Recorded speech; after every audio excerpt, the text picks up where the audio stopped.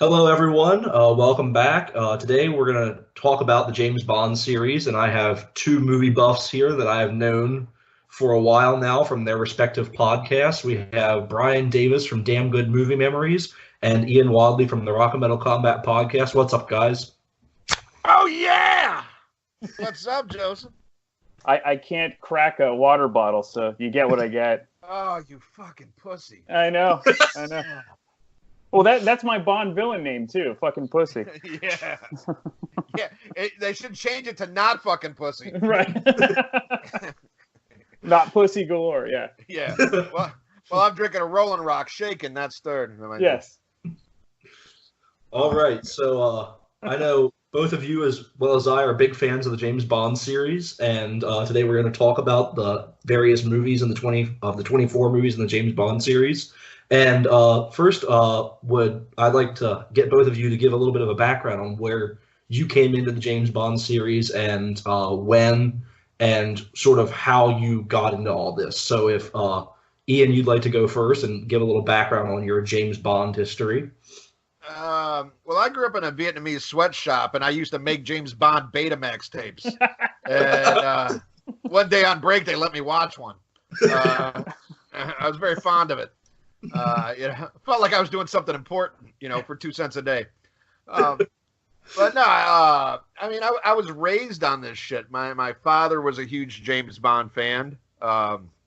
He saw Dr. No right when it came out, and it was always an event. We would go see him. The first one I saw in the theater, actually saw the drive-in, was Moonraker, and absolutely loved it. Because back then you didn't see him on TV as much. You didn't have cable.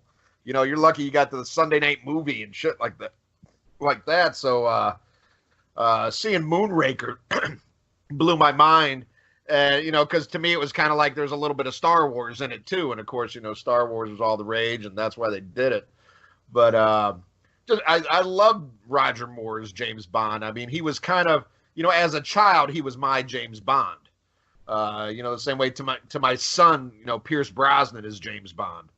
But as I got older and in the 80s with the video market, I could go and rent all of them, and you would see marathons on TV, and it was always an event. My father and I would go see him together while he was alive, and even now they're one of the rare movies that gets me to get out of leave my house to actually go to a movie theater. Like, okay, if it's Star Wars or James Bond, I'll go to the fucking movie theater. If not, I'm going to watch Jason Statham with my pants off in my living room. I'm not going, I'm not paying $20, for popcorn for that, mumbling prick. But, know what I mean? Yeah. No, I love it, man. It's classic. And I had like all the collections on VHS, and then I had all the collections on DVD. Then I rebought the shit again on Blu-ray because I'm a fucking moron. I downloaded every James Bond movie. I have James Bond books. I have damn near every James Bond soundtrack. I think I have Dr. No through Quantum of Solace. I even have the Never Say Never soundtrack, for Christ's sake. But just a huge fan, and I never get tired of these movies, and almost never does my appreciation go down. Normally it just goes up. Like I don't hate one worse, as time goes on. I just like one better, and even the ones that aren't like, the best, I still enjoy them. I mean, next to Police Academy, I mean, film for film, this has to be one of, the best, film series of all time. And I hope it never goes away. I'm a little scared now that, Daniel Craig is stepping down because I think he did such an amazing job. And I think there's so much lost time. Like, they should have made more movies during his tenure. But, whoever plays him next, I don't give a fuck. And I don't care if he's fucking, black, transgender, he could even be Polish. Okay, well, maybe not Polish, but, I don't care. I'm going to go see a James Bond movie. I think that was Matt Helm. Matt Helm was Polish. Yeah. Yeah, in like Flinsky. Yeah. knockoff there. I'll set them up. You roll them down. You know. Yeah, there you go. There you go. But no, man, they're very important to me. Something I'm glad my son picked up on, even though it's taken him a while to warm up to Daniel Craig. And I hope someday to be watching these with my grandchildren. And I just think it's great cinema. I love it. It's just a lot of fun. Yep. And Brian, how would you like to describe your entrance into the James Bond series? So mine's a little different. I mean, I was in the same sweatshop as Ian, but that's besides the point. Yeah, I was doing all the work while this fucker was drinking all the water at the water cooler. Well, I really was a kid back then, so there you go. So I'm a little bit younger, but actually my introduction to James Bond was through a song, and it was A View to a Kill from Duran Duran. So that's kind of what got me introduced, because my mom was the movie lover of the family, and so of course she loved everything James Bond. But when I heard A View to a Kill, I loved Duran Duran at the time. This is like 85, so... what do you mean at the time? They still kick ass. Well, there you go. But at the time, I really did love them and everything. I loved Michael Jackson, too, at the time. And not just his music. So... And he loved you, too. You were much younger then. I was. And then I turned 10, so... Yeah. Hit the bricks, kid. That's right. We'll talk about Finding Neverland or Leave It, wherever that documentary. Amazing documentary, by the way. But anyway, so I had to see that movie, and we'll get to A View to Kill a little bit later. But that was kind of like my intro to James Bond. My mom was like, "Well, you got to see Sean Connery, because for her that was like the be all end all, because that was her first. That is who she always thought of as James Bond. So once I saw those, and that just started my love of the whole series and everything. And so it was crazy. I didn't actually see a Bond movie in the theater until Pierce Brosnan came in. So that was just like, I kind of skipped Timothy Dalton. Oh, wow. Yeah. So, I would see all this stuff on either TNT or, HBO, movies like that. And that's where I kind of picked up everything. And then when we could rent stuff, then we'd rent stuff. But, down the road, once DVDs came in and they were affordable, because to buy these things on VHS, just you had to be a millionaire. So you rented everything, or you just happened to catch it on television. So once everything became affordable on DVD, that's when I really, as I got older, got to sit down and watch these movies. And I'll admit, some of them definitely blend together for me, and as we'll talk about. But as Ian said, these are movies that even the ones that aren't as great, they're still enjoyable for whatever reason. So they had a formula, they stuck to it, and we'll get into each movie. But no, there is no, I think, better or more long-running series than James Bond, and it's a testament to Ian Fleming's character, that he wrote about. Yeah, I think a very similar thing. I think this whole series as a whole is just so consistent. Like you guys have both said, even the ones that aren't as good as the rest, there's no such thing as a completely bad James Bond movie. Every movie has at least parts of it that are repeatably watchable. Everything has at least some kind of a quality to it, and that's what really drew me to the series. I mean, if I think back, James Bond has kind of been around my entire life. I mean, it's in the cultural subconscious at this point. You see it everywhere, even if you're not necessarily realizing it.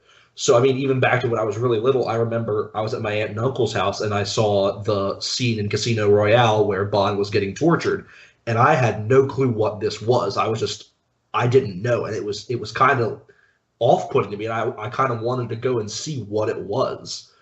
But Was it wasn't the ball scene? Yes, it was. Nice. So it wasn't until a couple years later, though, that I really got into the James Bond series. And anyone who knows me knows that once I get into something, I go all in on it. I buy every movie, I buy every album by a band if I get really into the band. But I went all in on the James Bond series. I bought all the DVDs. I went and I watched them all. And I just was engrossed by this series. And I had never seen such a series that was so consistent throughout. So that's what really drew me in. And I'm really excited to be talking with both of you about such an amazing series that has been so important to both of you. I'm really glad to be able to talk with you guys about this series. Well, good. You should be honored, damn it. Well, thank you for having us, man. Thank you very much. This is going to be a lot of fun. So what I'd like to do here is sort of go backwards from worst to best, what we think of the whole James Bond series. And like we said, none of them are completely terrible. Even the ones that we rank close to the bottom, they all have something good about them. Right. So just keep that in mind. If we say that we think that a certain movie is number 24, that doesn't mean it's as bad as some other movies that we think would rank low on a specific series. It's all good. So who would like to go first with what they think is the worst James Bond movie? I'll go because I know that. Well, you know, I should preface in this. I was mistaken on I didn't know we were ranking them all, so I didn't do this ahead of time. So I'm kind of winging it. I mean, I kind of know my opinion, but I'm gonna keep drinking here, kids. So you know, I'll probably. You already mentioned that. I'm like, all right, next. But I would have to say my least favorite would be 1974's The Man with the Golden Gun. Wow. Okay. And I just think, you know, because you know the one that preceded, I think I said that right. The one before, Live and Let Die, is one of my favorites. Mm-hmm. And I just thought The Man with the Golden Gun was a big step down, and you know, where I could tolerate J.W. Pepper in Live and Let Die. I mean, he really drives me nuts in Man with the Golden Gun, you know, and the whole like, you know, when the car fucking flips and shit. The slide whistle. Oh yeah. man. Oh my god. Way to ruin a great action scene. Yeah, you know, yeah. I mean, what happened to the guy with the Aruga horn didn't show up that day, so you think that slide whistle guy? Just terrible. And what a way to ruin a great stunt, a great visual stunt. Mm-hmm. That was an actual stunt. That shit was real. That wasn't no CGI. They really did that shit. But to me, there's just something missing. While I do enjoy Christopher Lee, I don't know. There's just something about it. It's probably one of my least watched ones, but I still, you know, because I watch these movies multiple times a year. I have marathons where I watch them all. But this is always the one like, fuck, it's a Man with a Golden Gun night, you know. You know, the only solace now is at least I'm watching it at work and I get paid to do it. You know?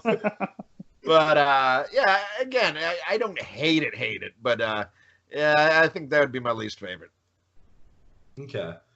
Brian, what would you put at number 24? So I'm going to pick a Roger Moore movie, but I'm going with 1981's For Your Eyes Only. And simply because I don't remember much of it. You know, that one totally kind of, you know, and then Roger Moore's getting a little older. I mean, he's not quite super old yet by, you know, like a View to a Kill, but yeah, like the Bond girls aren't that memorable for me. I barely remember the villain. And you know, besides having Bill Conti write the theme song and sung by Sheena Easton, yeah, I really don't remember much about this. It's kind of in that gray area. So again, as Ralph and Ian like to always say on the Rock and Metal Combat podcast, timeline's everything. I hadn't seen this movie, so this didn't resonate with me, and it didn't go as far back as like the Sean Connery era, which was my favorite. So yeah, I had to put this at 24 just because it didn't do anything for me. I feel you. Okay. Yep. So at number 24, I picked a rather predictable one that a lot of people like to pick on. I picked Die Another Day. Mm-hmm. I think that the car chase in the Ice Palace is one of the best car chases in the entire series. But I don't think that makes up for the rest of the movie. I think the villain is not very well acted. I think that Halle Berry, it's one of her worst roles. Have you seen Catwoman?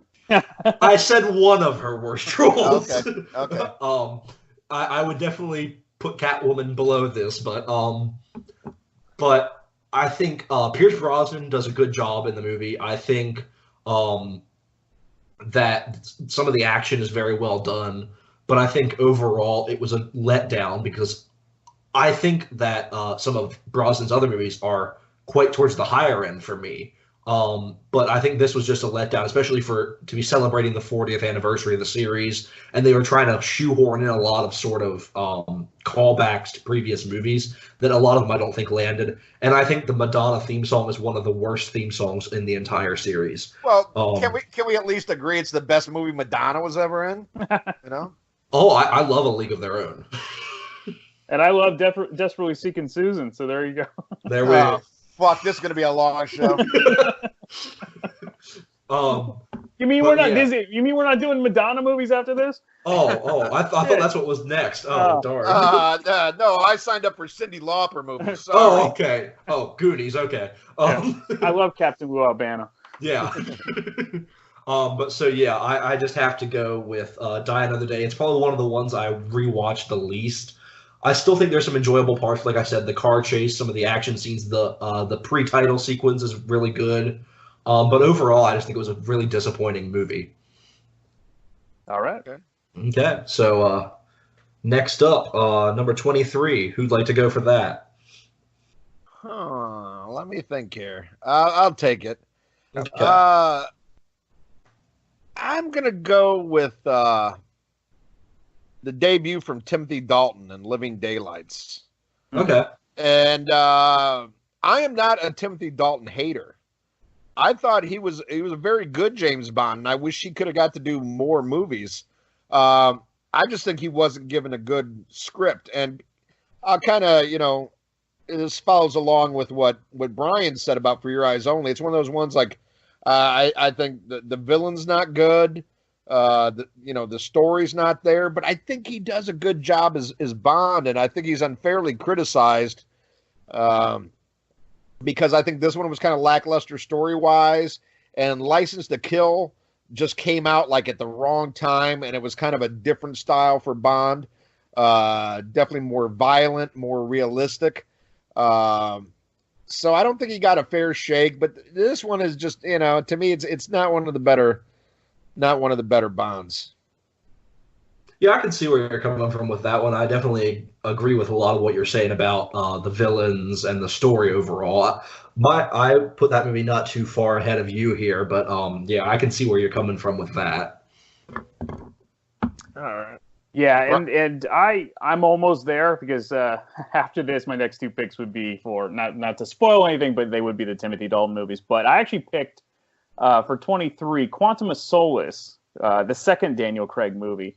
The one good thing is it isn't super long, and that is one thing that kind of drives me nuts about some of the James Bond movies is they start to get really long. So that's one reason one of my top picks is one of the shorter ones. So in any case, Quantum of Solace, like Casino Royale was so good. It was just so well done and everything. I was expecting something, equal to that. And I thought Quantum of Solace was a huge letdown.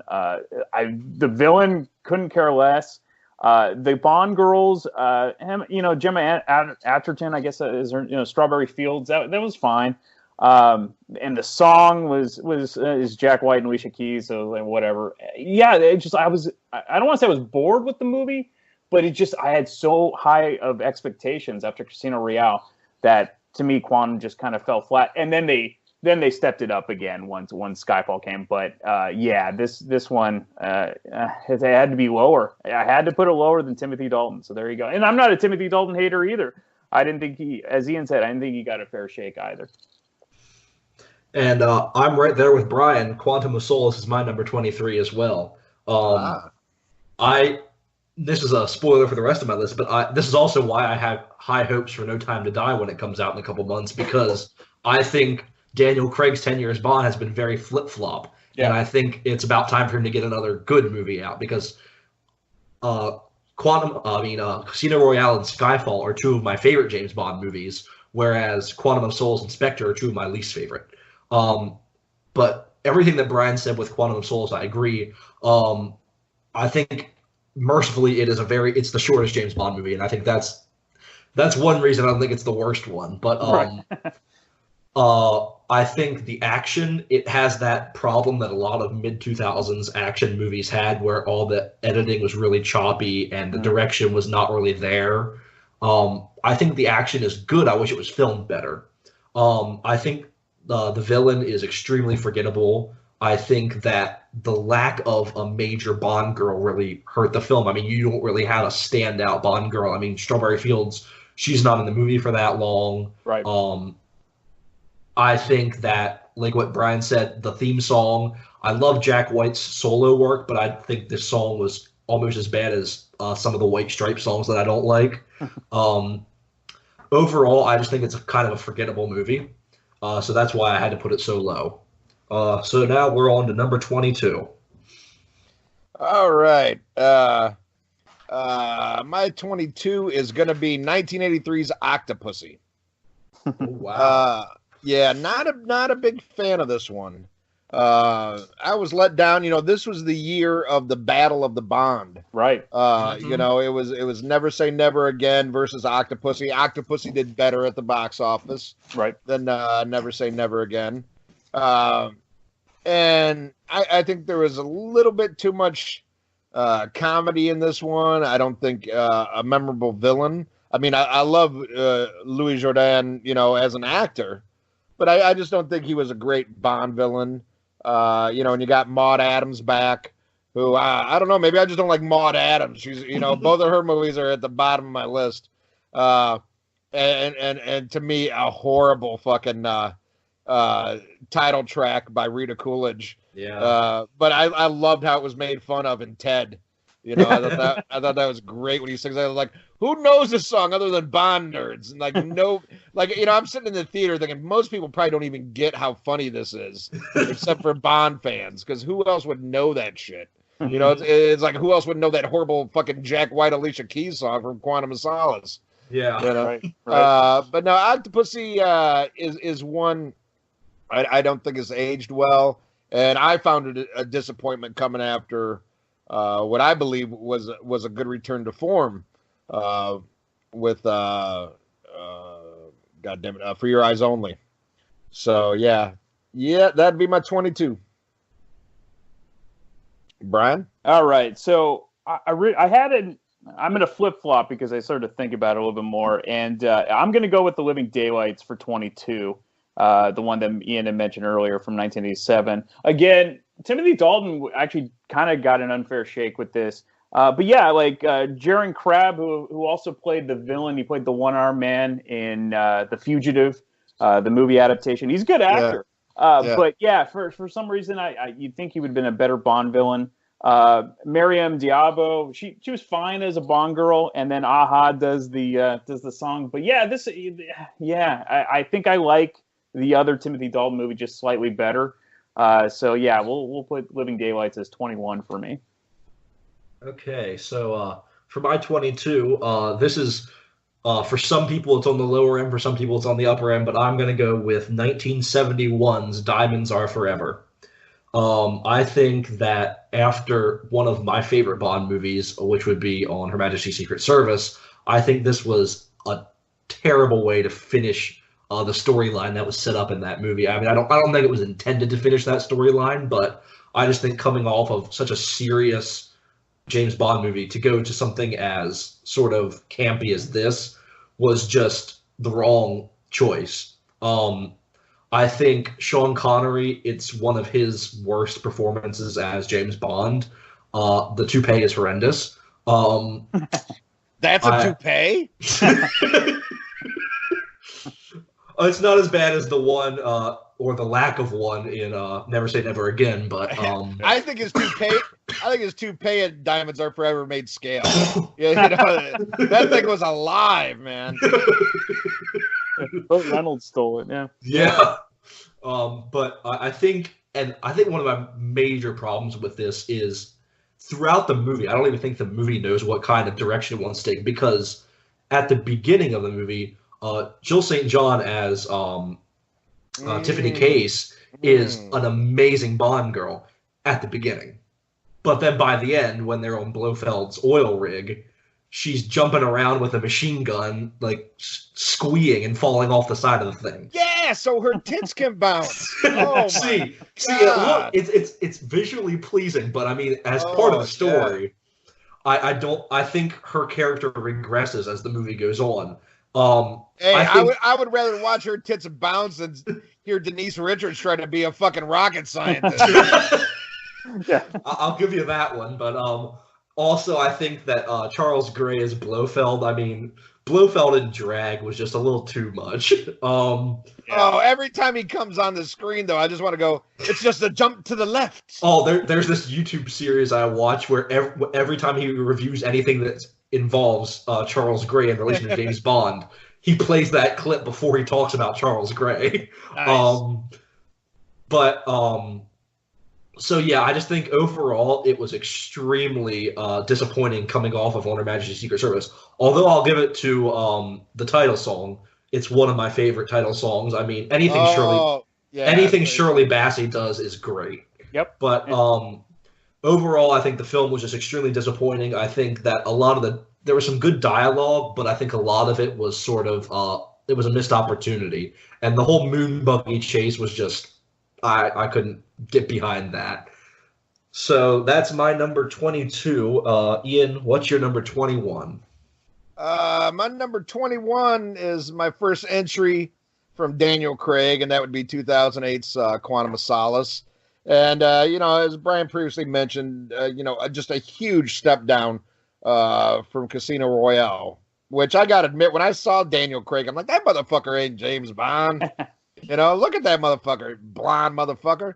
I'm blonde. I can't do James Bond, that I'm out of shape, but, oh my God, when I saw that one, I was totally silenced. I was like, oh my God, is this incredible? And I had such high hopes. And, there were certain things missing from Quantum of Solace, like a good villain, a plot, it was just, and the song didn't work. I love Daniel Craig, but yeah, that was a letdown. And I have such a high opinion of him as Bond. I hate putting him. I have a high opinion of all the Bonds, though. But I hate putting him this low. But yeah, Quantum of Solace, yeah, probably my least watch, if I'm honest. That's I think well, I mean, it's older, so I've seen it more. But that's right there with Man with the Golden Gun. Like, shit, it's Quantum of Solace night. At least this shit'll be over before my pizza rolls are done cooking. You'll be on to a good movie. Yeah, little plug for pizza rolls right there. I get paid $20 from Tito's every time I mention it. What is this? The Garden Weasel? Yeah, exactly. Hey, Rolling Rock don't buy itself. God damn it! Don't judge me. I'm too old and fat to work in a sweatshop anymore. Well, I'll raise your Totino pizza rolls, and I'll pick License to Kill for my 21. This is the other Timothy Dalton movie from 1989. So the reason I like this one better, I think the villains are better. I think Robert Davi is really good as Franz Sanchez. That's kind of a fun. You couldn't figure out what they wanted him to be. Yeah. And then you get an early role for Benicio del Toro, which is kind of cool. So that's fun to rewatch that. The Bond girls, you get a bunch of Priscilla Barnes, of course, from Three's Company's in it, and unfortunately, she doesn't take off her top, but she usually does. To remove the third, to see the third nipple. That's right. That's right. Good reference there. And Gladys Knight does the song, but the Pips didn't want to be involved for probably good reason. Yeah, couldn't afford that. No, of course not.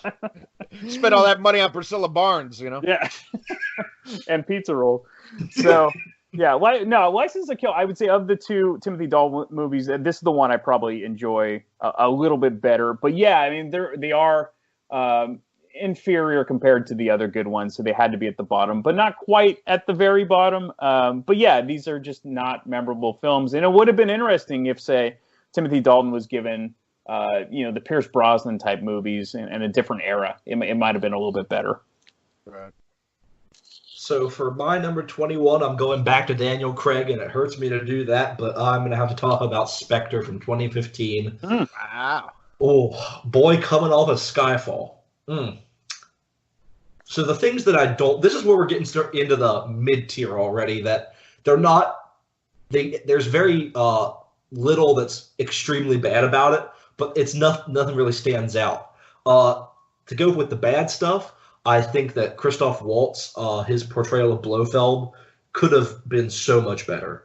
I think everyone's expectations of Christoph Waltz and the characters he's portrayed before, I think everyone had higher expectations of him as Blofeld, and I think I was extremely upset when they tried to connect this film with every of the other Daniel Craig films and try to make the whole kind of Marvel Cinematic Universe about it, and try to say that Blofeld was behind every single thing that's happened to Daniel Craig's James Bond. That's a bingo.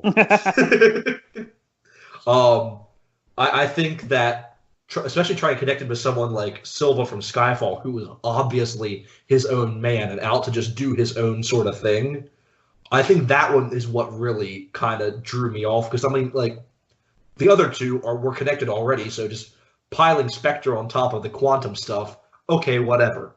But when you try to build in Silva to that kind of just threw the whole thing off for me.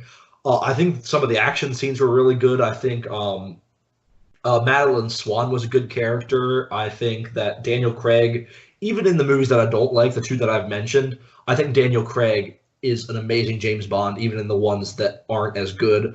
I think that Ben Wishaw's portrayal of Q in this is really good, and seeing him out in the field. I think that Ray Fiennes is great as M, and his whole thing with M and C, and this is really good. But overall, I think that just the plot got a little bit too big for itself. Okay. Okay, so Alrighty. number 20. Well, I thought you were a little hard on Christoph Waltz, and if you saw like the deleted scenes, originally they blame everything on Loki. And, so and the Green Hornet. I thought they made the right choice, but okay. So my next one, I would have to go with 1985's A View to a Kill.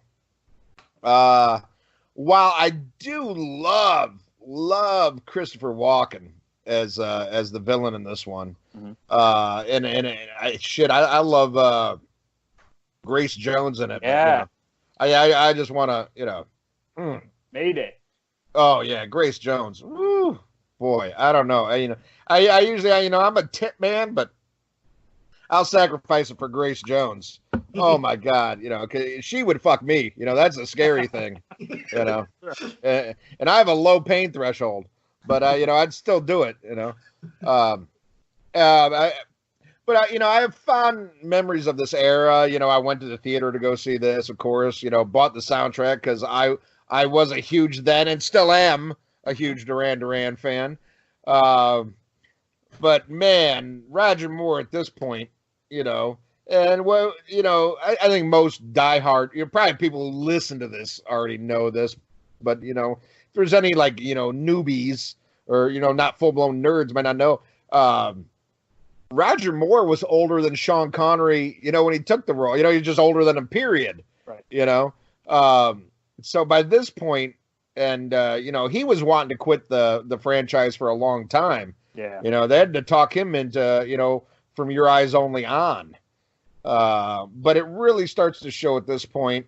There's a goofy thing with the California girls where he's surfing and stuff like that, and it was just, and God damn it, I may be a shitty podcaster, but Tanya Roberts is a horrible actress. Oh my God, one of the worst Bond girls. Yeah, but I mean, this one is the only thing that doesn't have this at the bottom is the amazing performance by Christopher Walken. Yeah. It's awesome, and like I said, Grace Jones, great title track. But yeah, it was time for him to step aside. But like I said, I'm very fond of Roger Moore. I mean, as a child, he was my James Bond. Of course, as I grew older, and the slapsticky side of him, I could kind of do without as Bond. But he did bring a certain charm to it, and I do think he was a good Bond. But it's just very kind of lighthearted. And I think Pierce Brosnan walked a very fine line between the hard ass of Sean Connery and the witty, nudge nudge wink wink of Roger Moore. Yeah, exactly.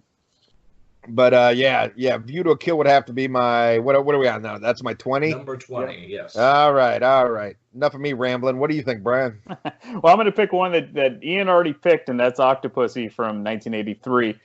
Besides the name, which is a nice, go back to the fun tongue-in-cheek type of Bond names. This is not a great film. Ian pretty much covered it all. The villain is fine. Again, Louis Jordan's great as a regular actor, but this is like whatever. Maude Adams, I think, was in 3 Bond films too, as starring in different roles.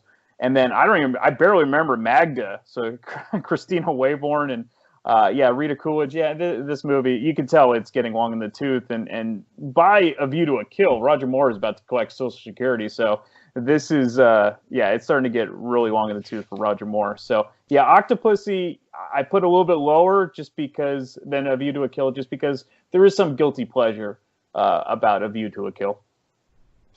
Alrighty. Well, for number 20, I have to agree with Ian. I'm putting View to a Kill at number 20. Like Ian said, I think the theme song is it's in my top 5 James Bond theme songs. Mm-hmm. I think that Roger Moore is so obviously old that I don't think in the entire series I've seen a more obvious stunt double than in some of the scenes, like when the car gets chopped in half and he's driving down the road, and some of the ones where he's running. Any scene where he's not standing still or sitting down, it's obviously a stunt double. You mean he wasn't on the Golden Gate Bridge? Shit. You just ruined my childhood. But yeah, both of the villains are great. Both Christopher Walken and Grace Jones are amazing. And I think that's one of the things that saves the movie from being terrible for me, is that the sort of dichotomy between the really old, sort of out-of-date MI6 group. I mean, you got M, and you got the Minister, and you got the guy that pretends to be his chauffeur, and Bond, who are all obviously long out of their prime. Yeah, Patrick McGee was very long there too. Yeah.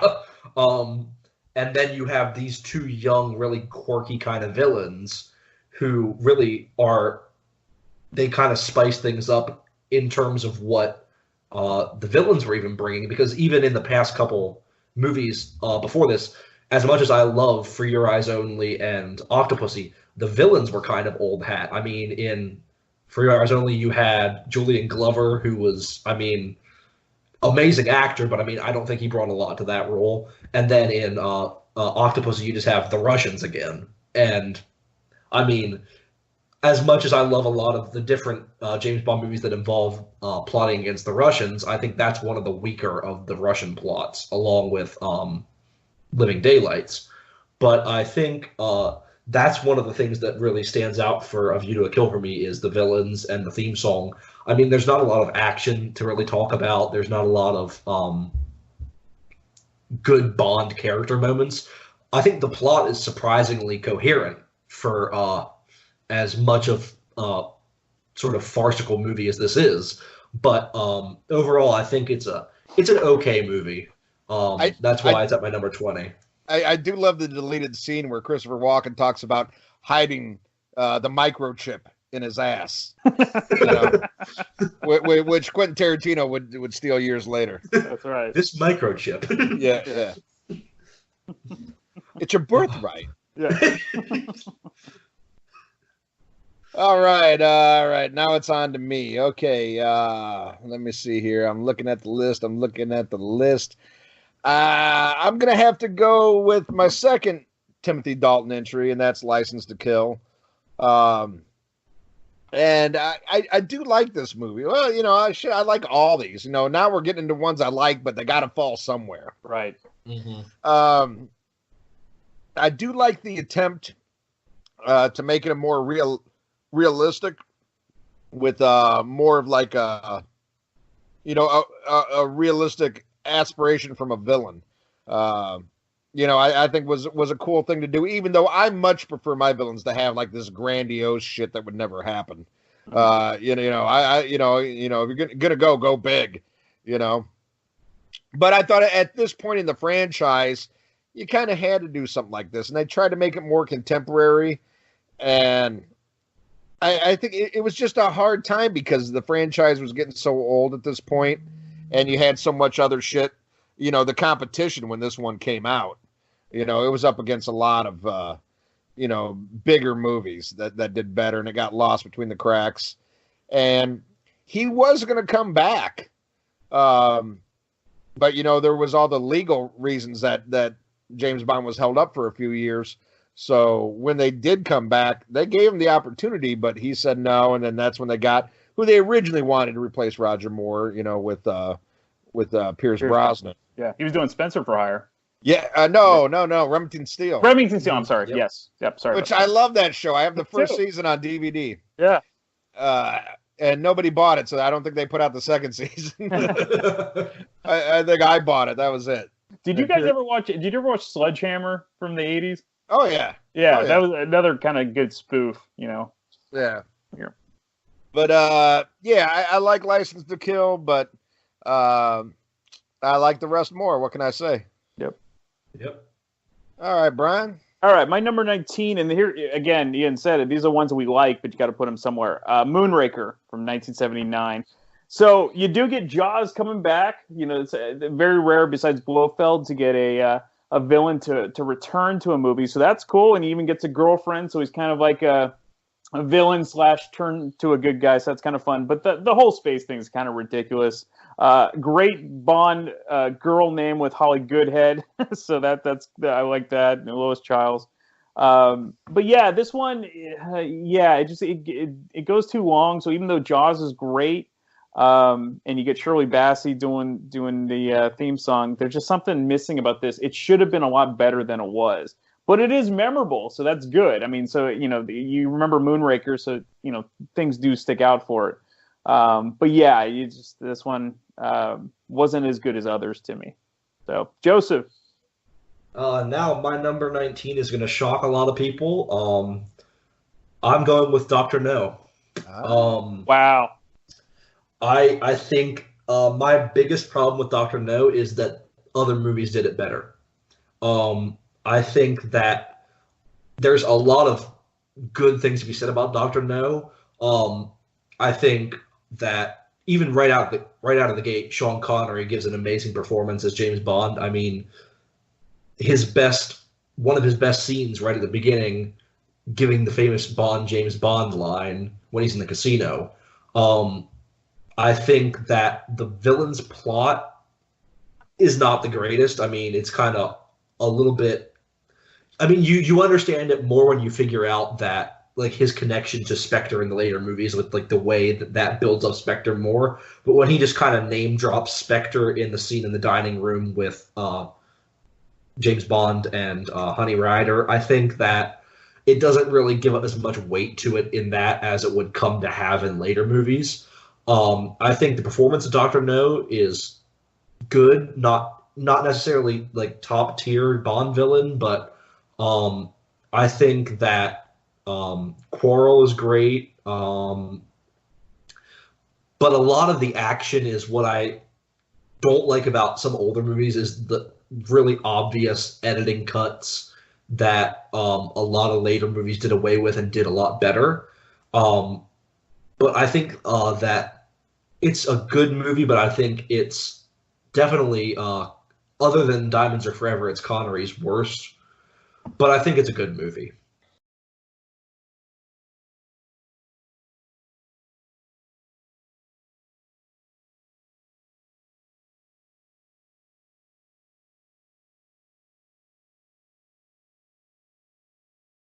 Let's go to number 18.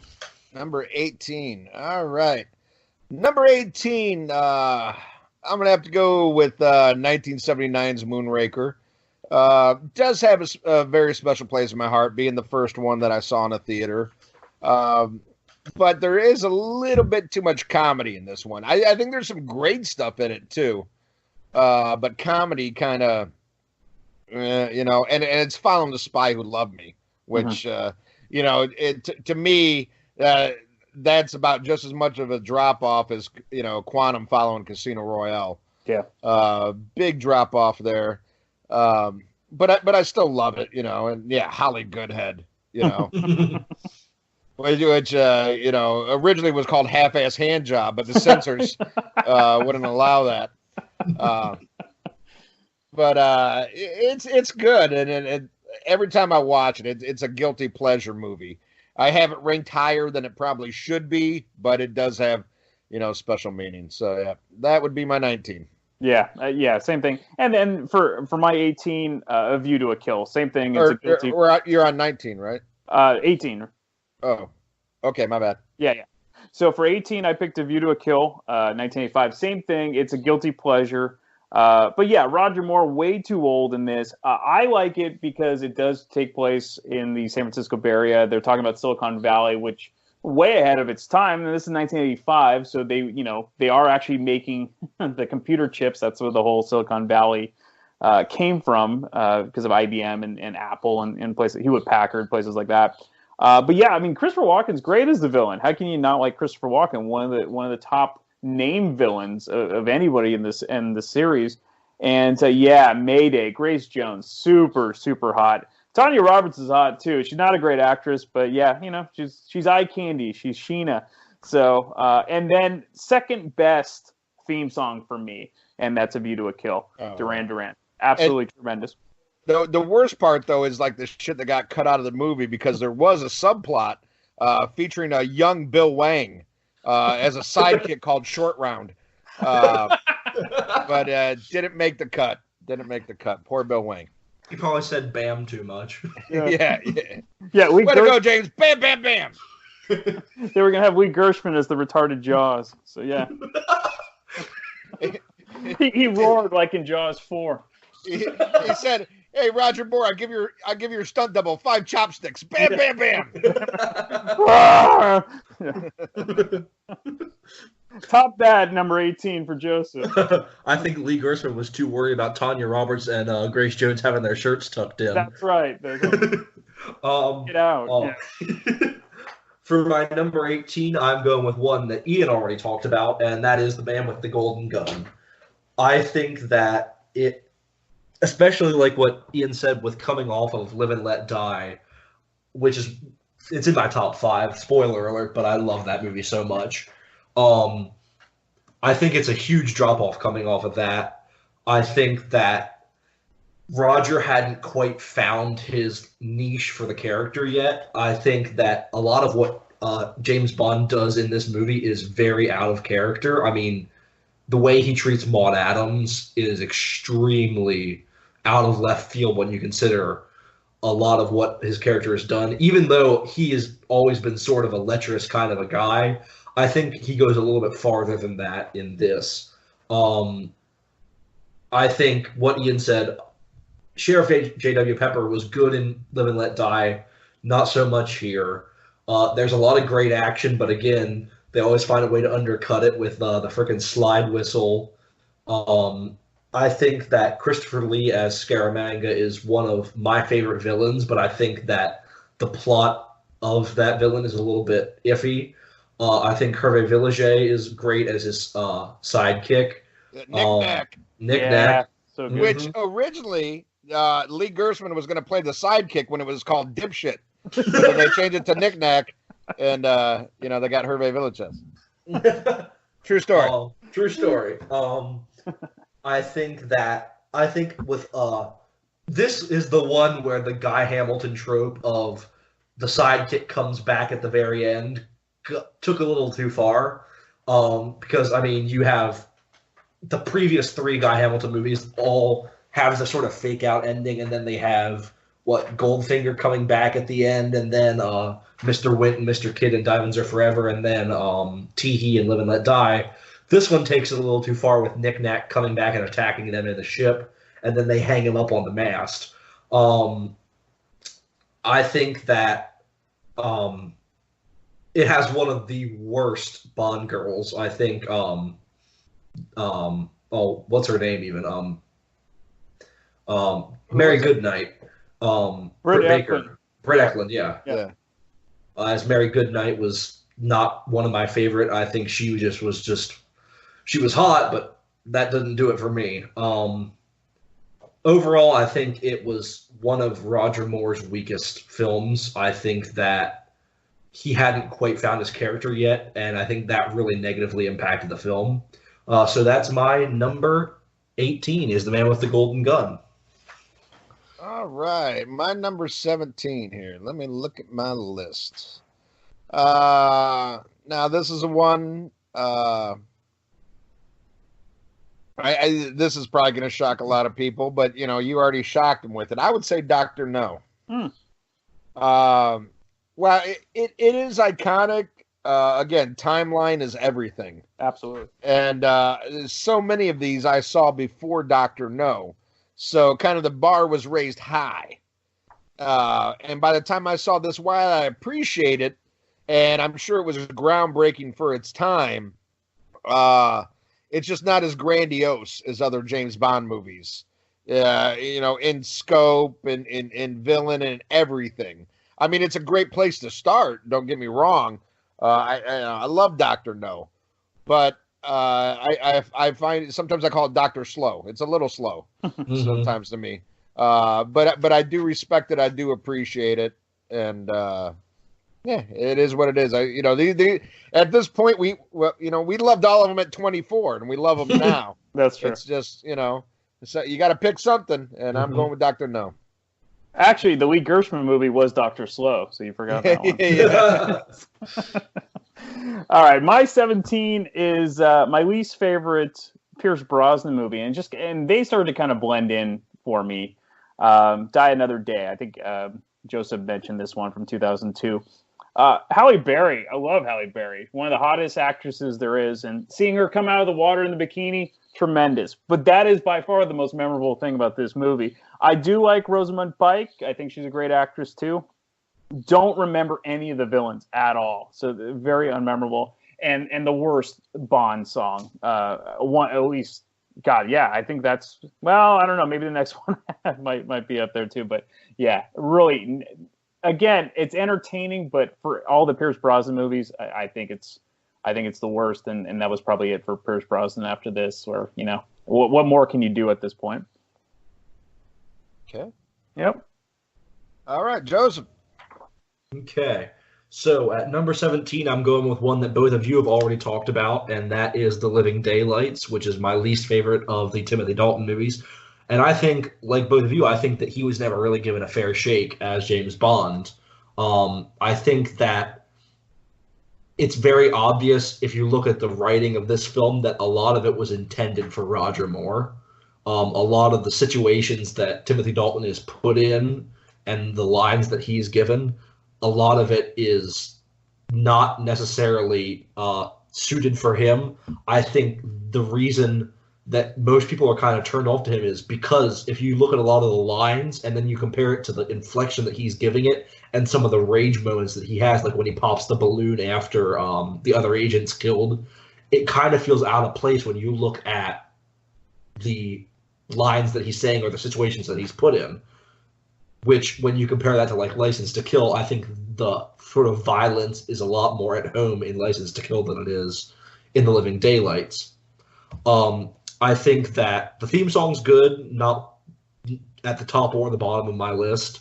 I think that the villains are horrendously unmemorable.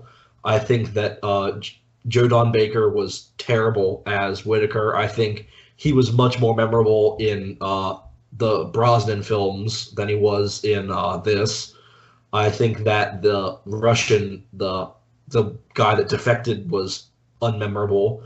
I think that the Bond girl's good, but not really stand out. This movie just doesn't really stand out for me. I think that's why it's sort of towards the middle of my list, because there's nothing really that bad about it, but there's nothing really that good about it either. Mm-hmm. All righty. All right. What number are we on now? Number 16. 16. Okay. Yeah, exactly. All right, now this one's going to shock a lot of people too, probably, but it has a lot in common with my previous, and I'm going with 1963's From Russia with Love. I do like this movie, but I I find it to drag a little bit. This is probably the most like kind of spy James Bond.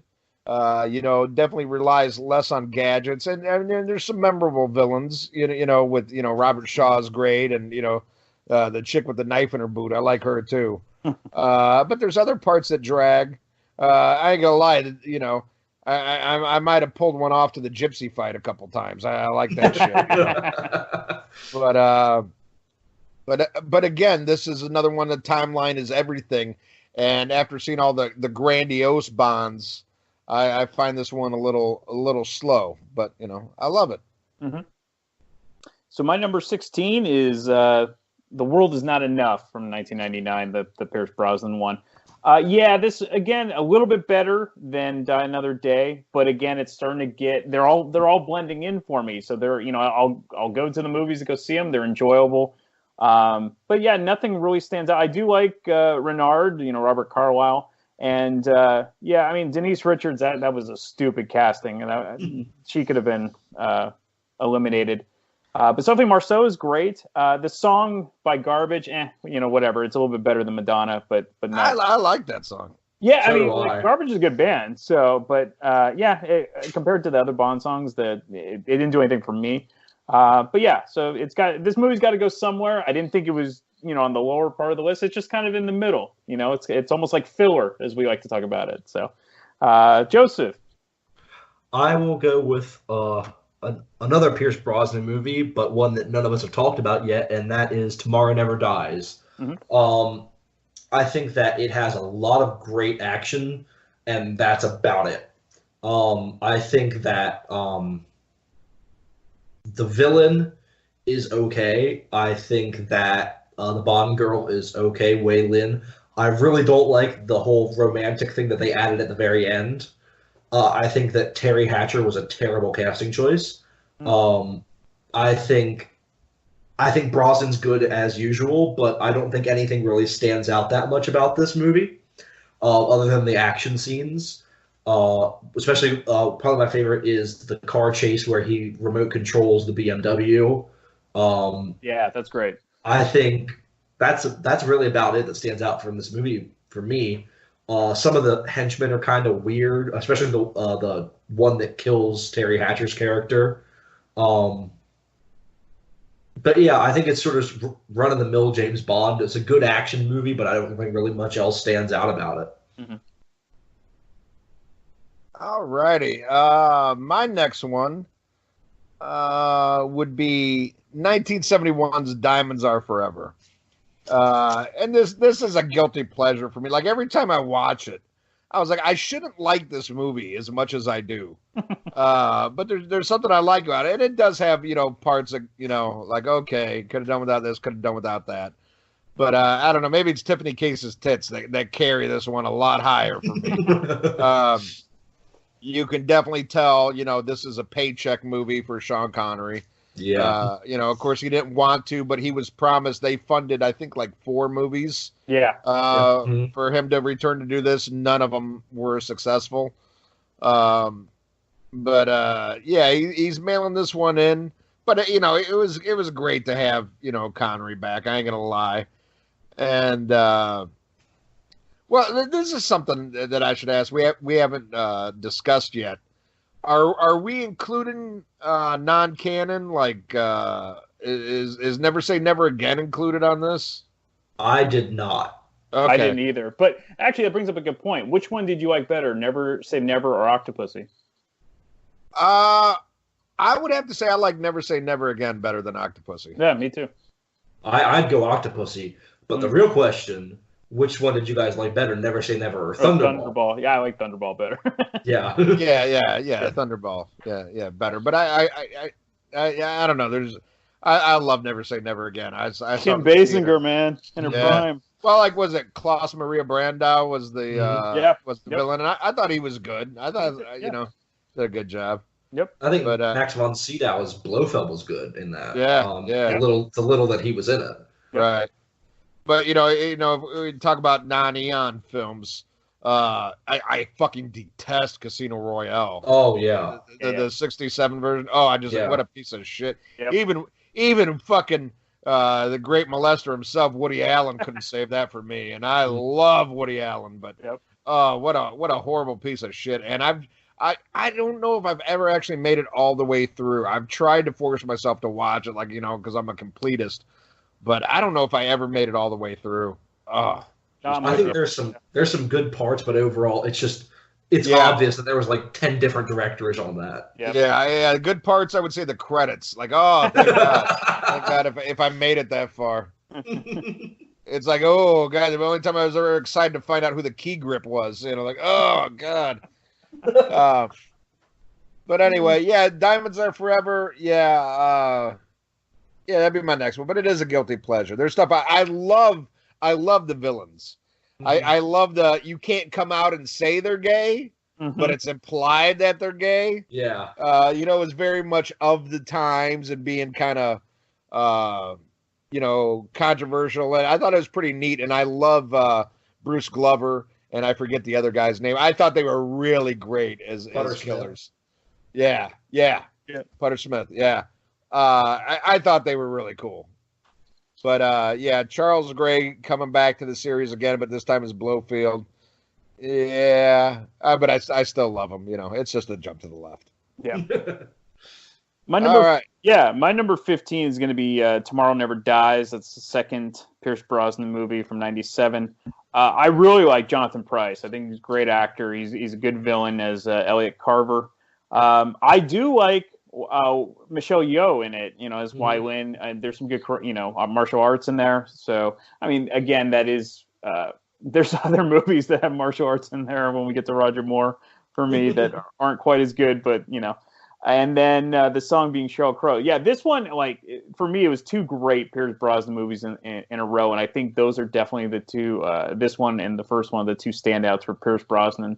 And after that, they're still enjoyable, but not, you know, they do blend in to each other. But this, because of Jonathan Pryce, I think is really, really well done. Tomorrow Never Dies. And I forgot to mention it when I talked about Tomorrow Never Dies, but I think the whole controversy with the Sheryl Crow song and the fact that it was supposed to be the K.D. Lang song that's in the end credits was supposed to be. I never knew that. Oh. Yeah, Surrender was supposed to be the main theme song. I mean, if you listen to the lyrics and you actually listen to like the cues in that song, you can hear that in the score throughout the movie. You can hear Surrender throughout the movie. But the producers at the last minute said that K.D. Lang wasn't marketable and that they wanted something with the name Tomorrow Never Dies as the title. So they picked Sheryl Crow at the last minute. Yeah, K.D. Lang, they're like, nobody knows this guy. Yeah. Yeah, so, now she got a show on MSNBC. You know? Yeah, exactly. Rachel Maddow. That's right. She can sing too. So Brian and I did a little flip-flop here. Okay. My number 16 was Tomorrow Never Dies, and my number 15 is The World Is Not Enough. Nice. It's my second favorite of the Pierce Brosnan movies, and I think there's actually a kind of a big leap here from my number 16 to my number 15. I think that The World Is Not Enough is extremely underrated. I think that Pierce Brosnan is amazing in this. The action, especially the opening, the boat chase on the Thames, is great. Both of the villains are really good. I think that especially Sophie Marceau as Electra King. Renard's a great villain. Of course, everyone kind of throws away Denise Richards as a nuclear physicist. I don't think she did that bad of a job. I think it's definitely visible that she is not a nuclear physicist. But those boobs keep me from completely throwing her off as that character. As long as she's wearing those short shirts, I'm fine. But overall, I think it's a very good movie. I think the plot is extremely interesting, especially when it's the first time they did the bait and switch with Electra, who was positioned to be the main Bond girl, eventually being the main villain. I think that worked extremely well. I think her performance really took that plot point and made it one of the best parts of the movie. I think Bond shooting her in cold blood at the end is just one of Pierce Brosnan's best moments. I think that it's one of the only times, other than Skyfall, that I enjoyed Judi Dench getting into the field as M. I think that they overused that greatly. I think that other than in The World Is Not Enough and Skyfall, I think when she's out interrogating Mr. White in Quantum of Solace, I think that is handled very poorly. But I think everything about this movie really works except for Christmas Jones. But I think it's a really good movie. I just think that there's 14 others that are better than it. Yep. Yeah, and I know exactly what you're saying about M going out all the time. I think it's just like we have, Dame Judi Dench, we got to use her. Yeah. But instead of M, they should have called her Y. Like, why the fuck are you out there? M? See, this and Skyfall are the only two movies that it makes sense for her to be out in the field. I mean, in this one, it's because she had a connection to Elektra, and in Skyfall, it's because she's on the run from Silva. But other than that, there's no reason for her to be out in the field like she is in some of the movies. Mm-hmm. Right. You didn't see Bernard Lee doing that shit. Yeah. Nope. Have some class. Yeah, exactly. Fucking screen hog. Yeah. All right. My next one, let's see. I'm going to have to go with Tomorrow Never Dies. Mm-hmm. I do like it. I would say... I know this is controversial because you guys have already picked Die Another Day, but I would say Tomorrow Never Dies would be if I had to pick a least favorite. But I do love Jonathan Pryce as the bad guy in this. And I think the theme song by Sheryl Crow is my favorite, like I would say since fucking View to a Kill. I loved her song. I think it's good as well. To me, I thought the way she sung it was very unlike Sheryl Crow and much more like Shirley Bassey style. I thought she sang the shit out of it. And I was surprised when I saw online how many people hated it. Mm-hmm. And I was like, wow, it just sounds like classic Bond to me and a throwback to, 60s era James Bond. I really fucking dug it. But yeah, as far as the movie, I dig it. Like I said, Jonathan Pryce is great. The sidekick Ping Pong, whatever the fuck her name is. Sorry people, I'm too old to be woke. My generation is joke. But she's all right. But hey, like I say, I keep repeating myself, but we like all these movies. This would just be my least favorite out of the Brosnan era. Yep. Yeah. So we're on 14, so I'm going to go with The Spy Who Loved Me from 1977. You get the debut of Jaws, the great Richard Kiel, one of the best villains, maybe my second favorite villain of them all. He is so good as that, and he's definitely memorable. So good that they brought him back for Moonraker. So, probably the hottest Bond girls in this movie. You get Barbara Bach and Caroline Munro. So tremendous, very, very hot. And I love the song. I love Carly Simon. So nobody does it better. This one's really, really good. I think this is the last great Roger Moore film that he did. Again, the other ones are fun, but I think this is one where, if he had stopped being James Bond after this, they might have considered him as the best James Bond, possibly. I think part of the reason people start to never give it up to him is because he didn't know when to quit. Whether that's his fault or not, you can blame the movie studio. Well, I think between that and the comedy, absolutely, I think it takes him down. Absolutely. So yeah, if that's why, and you had mentioned it, Pierce Brosnan was a perfect balance between the two. Connery's more serious. Roger Moore was kind of the womanizer, tongue in cheek. And but yeah, I agree. But I think if he had cut it off after The Spy Who Loved Me, he'd probably be right up there with Connery in many people's eyes. Joseph. So my number 14 we are on now is one that none of us have mentioned yet, and that is You Only Live Twice from 1967. I think that my two biggest problems with this movie are Sean Connery's performance, because it is obvious at this point that he does not want to be there. It is one of his. He's even more phoned in than he is in Diamonds Are Forever, I think, because at least then they were paying him a lot of money. Mhm. But my other big problem is Sean Connery in Yellowface. It looked so bad. It was so obviously just wrong. I mean, and I'm not woke by any means, but I think it was just too far to be putting Sean Connery in Yellowface, and then the accent on top of it was just it was almost as bad as Dick Van Dyke and Mary Poppins. But I other than that, I think this is an excellent film. I think that Donald Pleasance as Blofeld is amazing. He is like the quintessential. When people think of Blofeld, they think of Donald Pleasance with a scar on his eye. Yeah. His lair in that film, the volcano lair that Austin Powers would mock later. The amazing set of Ken Adams. Ken Adams sets are one of the things that keep these movies so easily revisitable, because the fact that someone actually built that just it blows my mind. The fact that monorail actually worked. And had the vision to create all the stuff Ken Adams did.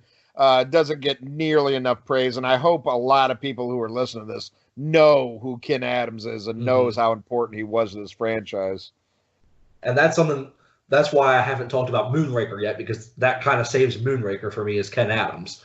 But I think that You Only Live Twice, I think a lot of the other performances are really, really good. I think that Aki more than Kissy, I think I like her more in this. I think Kissy's kind of a throwaway character, that there was really no reason to kill Aki in like 3/4 of the way through the film. There was no reason for it.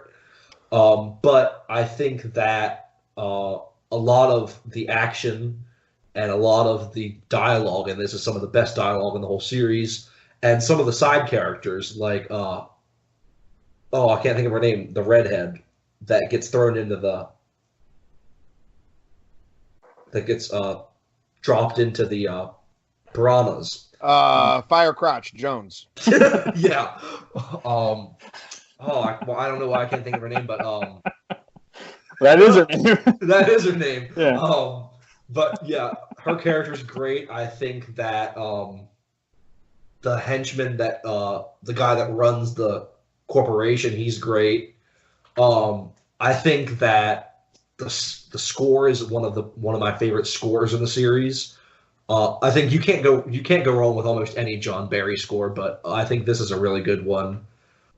And then Nancy Sinatra's title song is great. But yeah, I think that if it weren't for Sean Connery's performance, I think this would be a lot higher on my list. Okay, number 13. Okay, I'm looking at this list, and I'm gonna have to go with 81's For Your Eyes Only. I do like this one. It has flaws, but I think it's a nice return to a more serious Bond after, the kitchen sink that was Moonraker. And I even like the weird kind of score here from Bill Conti. It sticks out like a sore thumb, but just how was it Marvin Hamlish that did Spy Who Loved Me? Yeah. In the same way, it's when you think Bond, you think Barry, but here you got Bill Conti, and it's like Dingleberry.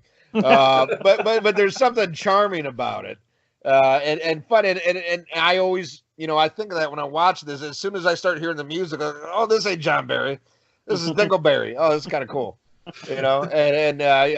still want to bang Sheena Easton. I want to get inside those sugar walls. It's like Rocky V for Bill Conti. Yeah. Oh, man.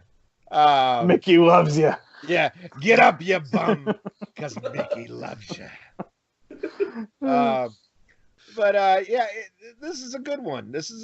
Not the best more by any means, but I love how it erases a lot of the slapstick. And oh my God, that Greek bitch, whatever the fuck her name is. Oh my God, I guess I shouldn't say Greek bitch. That's probably not nice, but what a piece of ass that one is, man. Very, very easy on the eyes. And you know what Greek chicks do, and I'm all about that. You know, she's no Firecrotch Jones though. Yeah. I tell you, Greece's economy might suck, but at least all the chicks take it in the can, if you know what I mean. Yeah, she's a hot one. She's a hot one. And I remember seeing this. What's so funny is, I love James Bond. I love Moonraker. But when I went to go see this with my dad, what I really wanted to see was Cannonball Run. But Cannonball Run sold out. And I fucking threw a goddamn temper tantrum. I was like, I don't want to see James Bond. I want to see Burt Reynolds and Dom DeLuise and Dean Martin and Sammy Davis Jr., And Roger Moore. Yeah, and Roger Moore. And Jackie Chan and Adrian Barbeau. Yeah, Adrian Barbeau. Oh, and Terry Bradshaw. And goddamn, who's the guy who played the Doctor? And I love him. Yeah. Great character actor. Yeah. Jamie Farr as the Sheik. Yeah, yeah. I love that. I love that. Nobody bitches about Jamie Farr playing the Sheik, but we get all bent out of shape when fucking Sean Connery plays a Chinaman. I'm sorry, a Jap. I'm sorry, but my grandfather on my mother's side fought in the Pacific, so we're not allowed to call them Japanese. But Jack Elam played Dr. Nikolai. Jack Elam, yep. That's it. The great Jack Elam. Yep. But yeah, I threw a temper tantrum because I had to go see For Your Eyes Only. But I ended up loving it. I quit crying. I just sat there, ate my fucking dots and my snow caps, and shut the fuck up. But yeah, I dig this one. But you got to place it somewhere. What's your next one, Brian? Yeah, 13. I went with Spectre. So the last to date Daniel Craig James Bond movie from 2015. I love Christoph Waltz. I think he's a tremendous actor, and I did like him as Blofeld. I like that they kind of gave a backstory about how Blofeld got his scar, which I thought was really cool. The big galoot of the day now is Dave Bautista, because of course he's in Guardians of the Galaxy as well. But I think he works, and a lot of these WWE wrestlers actually make pretty decent actors, so not bad. The Bond girl is kind of like whatever, and the song is pretty forgettable too from Sam Smith. I don't even remember it, but the movie. Oh God. Oh.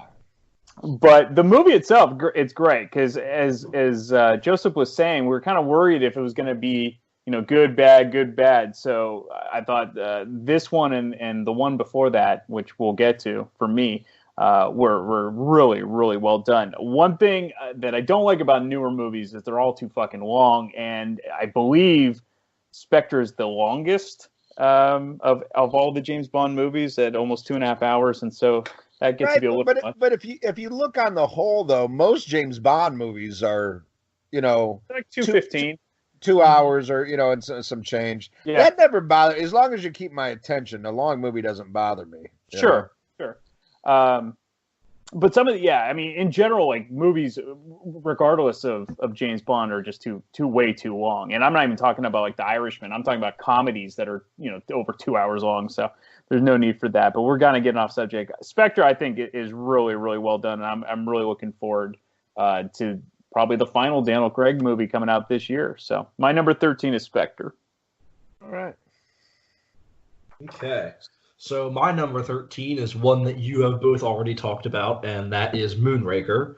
I don't think it is nearly as bad as some people do, but I've seen a lot of people put it pretty high on their list, and I don't think it's as great as some people do. I think that Roger Moore's good. I don't think it's his best performance, but I don't think it's his worst. I think that Holly Goodhead is hilarious name. She's a good character, though. I think that Drax is a really good villain. I think that Richard Kiel as Jaws is not as good in Moonraker as he was in The Spy Who Loved Me. But that could be because of the way they wrote him, especially in the second half of the film. Right. I think that, like we mentioned before, Ken Adams' sets saved this movie for me. I think that Drax's lair on Earth with all of the TV screens that is sort of like the pyramid shape with all the TV screens looks so cool. I think that the design of the spaceship looks really cool, especially when you get inside and you think about all the different stunts that they had to do, the kind of the cable stunts that they did in the space station set. Overall, I think it's a good movie. I don't think it's a great movie, but I don't think it's a bad movie. I think it's right around the middle of my list, and I think that's pretty fair. I think that there's not a lot of really good action to speak of, though, and I think that's kind of rare for that era of James Bond. There's always some kind of really big action set piece, and there wasn't that much of one. I guess if you consider the I like the fight with Jackie Chan. That shit's pretty cool. Wait, Cannonball Run, right? Yeah. Yeah. Where he splits his pants. Yeah. No, yeah, that scene. Yeah, I think that scene's pretty cool when he throws him out of the clock tower. I think that's a good scene. Yeah, that's a great scene. Yeah. And then he throws him right through the piano. That's hilarious. I think that's hilarious.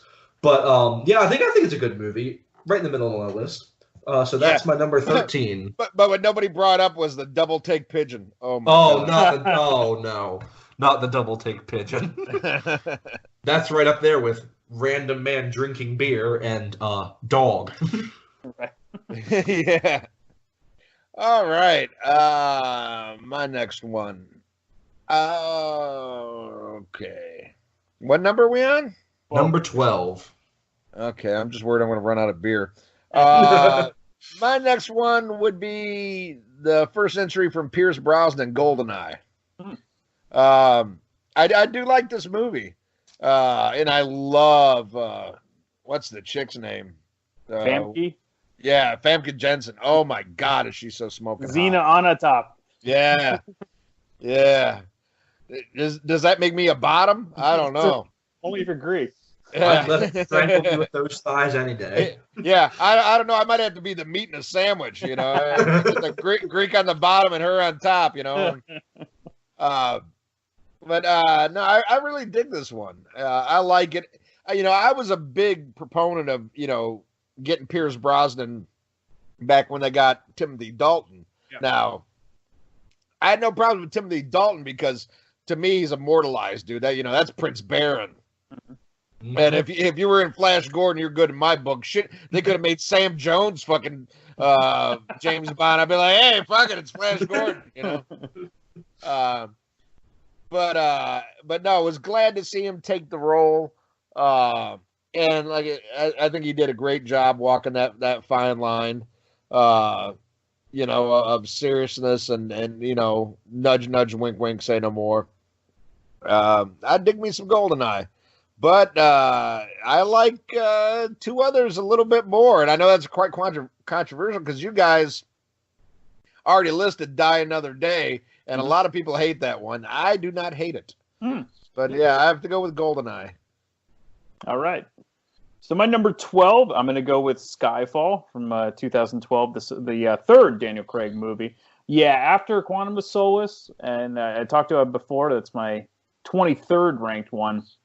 I was worried about Skyfall. I was like, and it's longer. It's 143 minutes, and I was like, I don't know. But then I saw it, and it's awesome. It is totally awesome. Javier Bardem, terrific as Raul Silva, and this is a really, really great movie.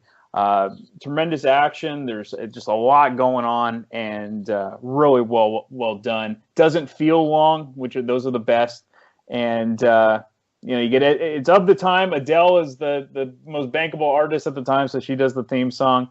The Bond girl is fine. Again, nothing that super stands out. This one's all about the action and the movie and the plot and everything. And this could have gone the other way after Quantum of Solace, and it didn't. So to me, it righted the ship, and so Skyfall's got to be number 12 for me. All right. My number 12 is one that no one's mentioned yet, and that is Thunderball from 1965. I love this movie. This is where we get into the category of I absolutely adore these movies. I think that if there's one thing I could say about this movie, it's that I would take out the first 20 minutes and the last 20 minutes. I think that the scenes in the rest and relaxation spa, they kind of labor on a little too long. I think when we get to the actual plot, then like when they get to introducing the pilot and introducing Fiona Volpe, I think that's when the movie starts getting really interesting for me. But like all the scene where it's like the back and forth between him and the guy with the tattoo, and you have the nurse he's banging in the shower and all that stuff, I think that kind of just goes on for a little too long. I think that the last 20 minutes, when it gets to the underwater scenes, look beautiful. Yeah. But I think that they just kind of go on for too long. I think that when you're filming something that looks that slow, and then they kind of labor on with it for a while. But and they reuse certain scenes too. You can tell. But then they cut from almost being in slow-mo to the editing when they have the ship speeding away, trying to get away with the nuclear bombs. The editing is too fast-paced. Yep. They have that kind of choppy editing, and especially after Largo gets killed and he's kind of laying on the wheel, and it's like just kind of the back and forth, and the editing is so bad. It is so fast. I want to hear like the Benny Hill theme music, and then I want to see a bunch of girls running around naked, but that's just me. Yeah, that's just Ian. I think the 2 hours in between those two parts is some of the best in the whole series. I think that this might be one of Sean Connery's best performances as James Bond in this movie. I think the film work is stunning. I think this being the first one that was in widescreen as compared to the first three that were in full screen, I think that the shots just look amazing, and so the color is so vibrant, especially in the scenes on the beach or the underwater scenes. I said they look beautiful. I mean, they go on a little too long, but they look beautiful. And then the whole scene during the festival and the tense scene when he and Fiona Volpe are dancing in the club and she gets shot in the back are amazing. I think that a lot of the side characters are really good in this. Like I said, Fiona Volpe, Largo's a really good character. I like Domino as a Bond girl. I think that his original assistant, the one that takes the cyanide, she's a little bit underused. But overall, I think a lot of the side characters are really good. Of course, Vargas, the henchman for Largo that just kind of does nothing and says nothing. I think he's great. And overall, I think it's just a really good film. The only thing I would say is that I would take out the first 20 minutes and the last 20 minutes, maybe tighten it up a little bit. But the score is one of my absolute favorites in the series, and the theme song by Tom Jones in my top 5. The theme song and that note that he hits at the end, that the rumor is that he actually passed out when they recorded that because he held that high note for so long. I think it's an amazing movie. I think he was getting blown by some Vegas showgirls at the time too. So, yeah. I believe that. You mean Elvis? Yes. Yes. Yeah. On the toilet. In between taking bites of his peanut butter and banana sandwich. That's right. Exactly. Tom Jones on bananas. Yeah. Tom Jones know where to put the peanut butter on his banana.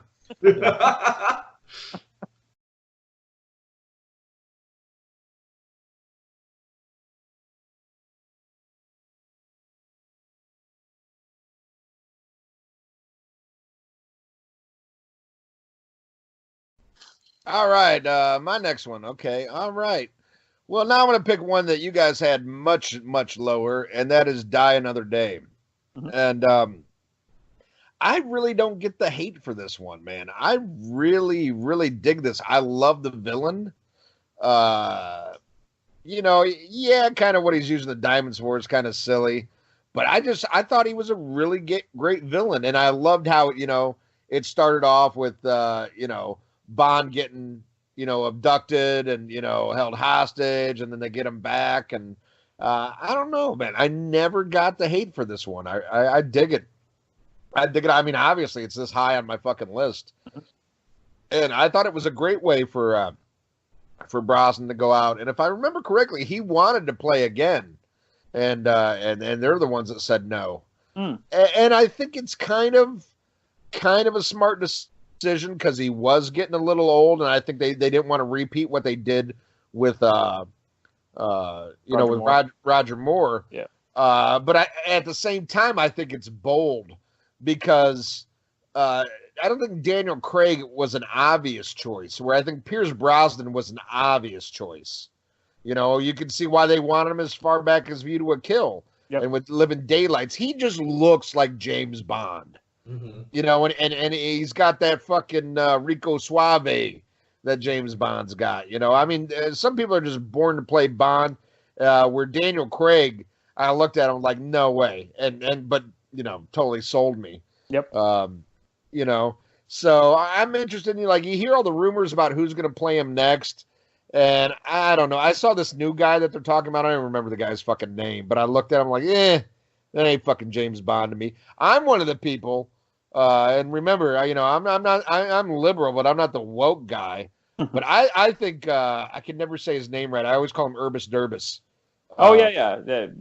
It's like Ibis or something. Yeah. Idris Elba. Yeah. Mm-hmm. I got no problems with the brother James Bond, man. No, not at all. I think he has the moxie Mm-hmm. that it would take to play James Bond. I give a fuck less about color. Absolutely. To me, you got now. I have heard people like Pierce Brosnan's come out and said it's time for a female James Bond. Get the fuck out of here. Yeah. Get the fuck out of here. Get your ass in the kitchen. And make me a sandwich. I hate to say it. I'm not a woman hater, but James Bond should be a man. I'm sorry. Right. I'm sorry. That's where even I draw the line. Yeah. But I think Urbis Durbis would make a fucking great James Bond. But we'll see. Hopefully, I have faith that whoever they choose next, I hope they give them a good script, a good director, because that's where it really all starts. Mm-hmm. You got to have a great script, a great villain. To me, almost every James Bond movie is only as good as its villain. Right. You got to have a good villain, and to me, the more grandiose, the better. Yeah. But no, I know I'm dragging on, but I love Die Another Day. I find it very rewatchable. I love the car chase through that totally unrealistic ice palace. But I love it. When I watch it on screen, I was like, it looks good. Yeah. Not realistic, but it looks good. To me, like the ice palace reminds me of something Ken Adams would do. Yeah, I agree. Just so out of this world, but you really have to suspend disbelief for it, And Halle Berry. Hey, boy. Oh boy, I wish you would have showed her fucking tatas like she did in Swordfish. Yeah. I got a fucking Swordfish. Monsters Ball. Yeah. Yeah. Make me feel good. But Die Another Day. I dig it. Now, you're totally right about the villain. I mean, not just James Bond, but pretty much any movie, whether it be an action movie or not. I mean, you have a strong villain. It just makes everything better. Yeah. The same way in all these fucking comic book movies. Yeah. Mm-hmm. If you have a shitty villain, then you got nothing. Because I can give a fuck less about to me, the heroes in comic book movies are very interchangeable, and I could give a shit less. A comic book movie, you gotta have a good villain. That's true. You think about any of the Batman movies, you're going to be talking about the Joker, and you're going to be talking about Nicholson or Heath Ledger. Right. Well, I'm kind of with Nicholson. I'm not the biggest fan of '89 Batman. Like I most get people that. are. I mean, for me, again, it goes back to timeline. Superman changed everything for the Christopher Reeve Superman, changed everything for superhero movies. And they really had nothing. I mean, you had some really bad superhero movies, but then Batman '89 came out. But I get it. I think Danny DeVito is underrated as the Penguin. He totally went dark for that. To me, I know we're getting off topic here, but God damn it, that's what I do for a living. I'm too drunk to stay on topic. I think Superman 2 was the best superhero movie until The Dark Knight. Oh, Zod. Talk about a villain. Oh yeah. Oh yeah, great. And then you still got the great Gene Hackman as Lex Luthor. Absolutely. But yeah, you got to have a great villain, and that's what I love about James Bond movies. Is 9 times out of 10 they really do have a great villain with this great just like master plan that could really just fuck up the whole goddamn world if it wasn't for James Bond. and I love that shit. Oh, I agree. So speaking of that, I think my number 11 pick had a great villain, and that's GoldenEye. So this is also the first James Bond movie I saw in the theater.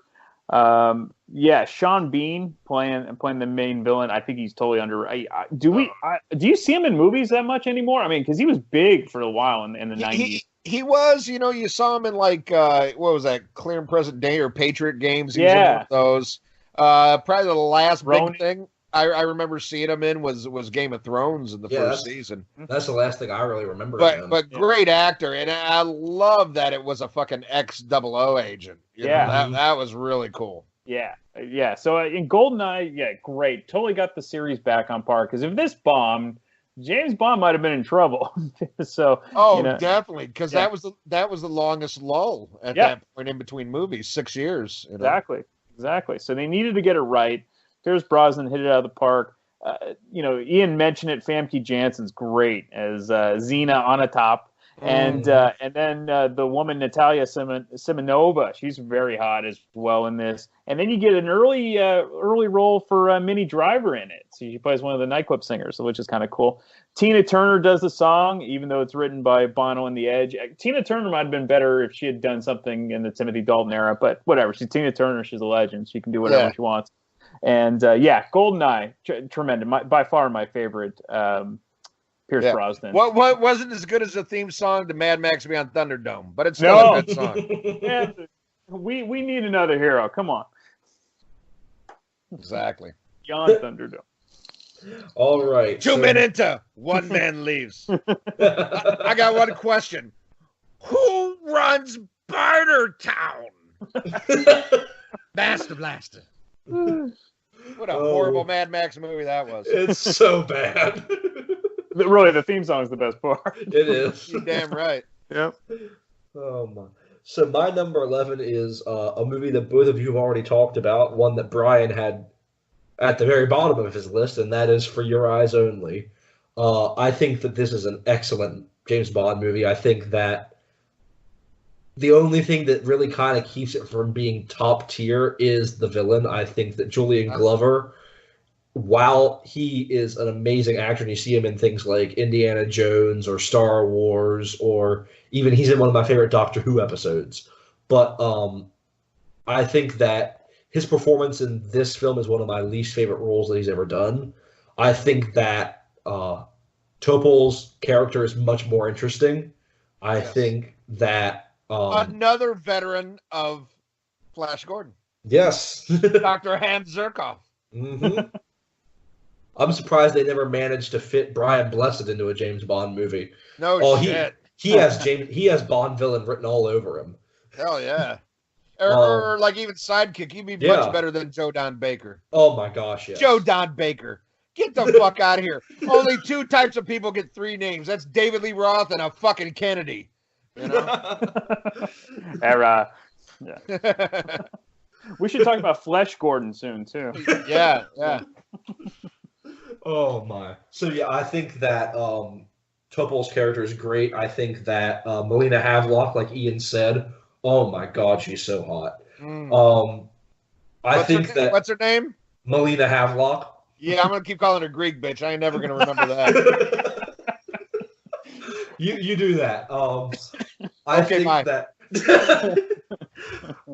think that the girl from Ice Castles is a little bit miscast, but oh yeah, oh my god, I think she's still in that box she tried to act her way out of. Oh yeah. My god, what was her name? Holly something? I don't remember.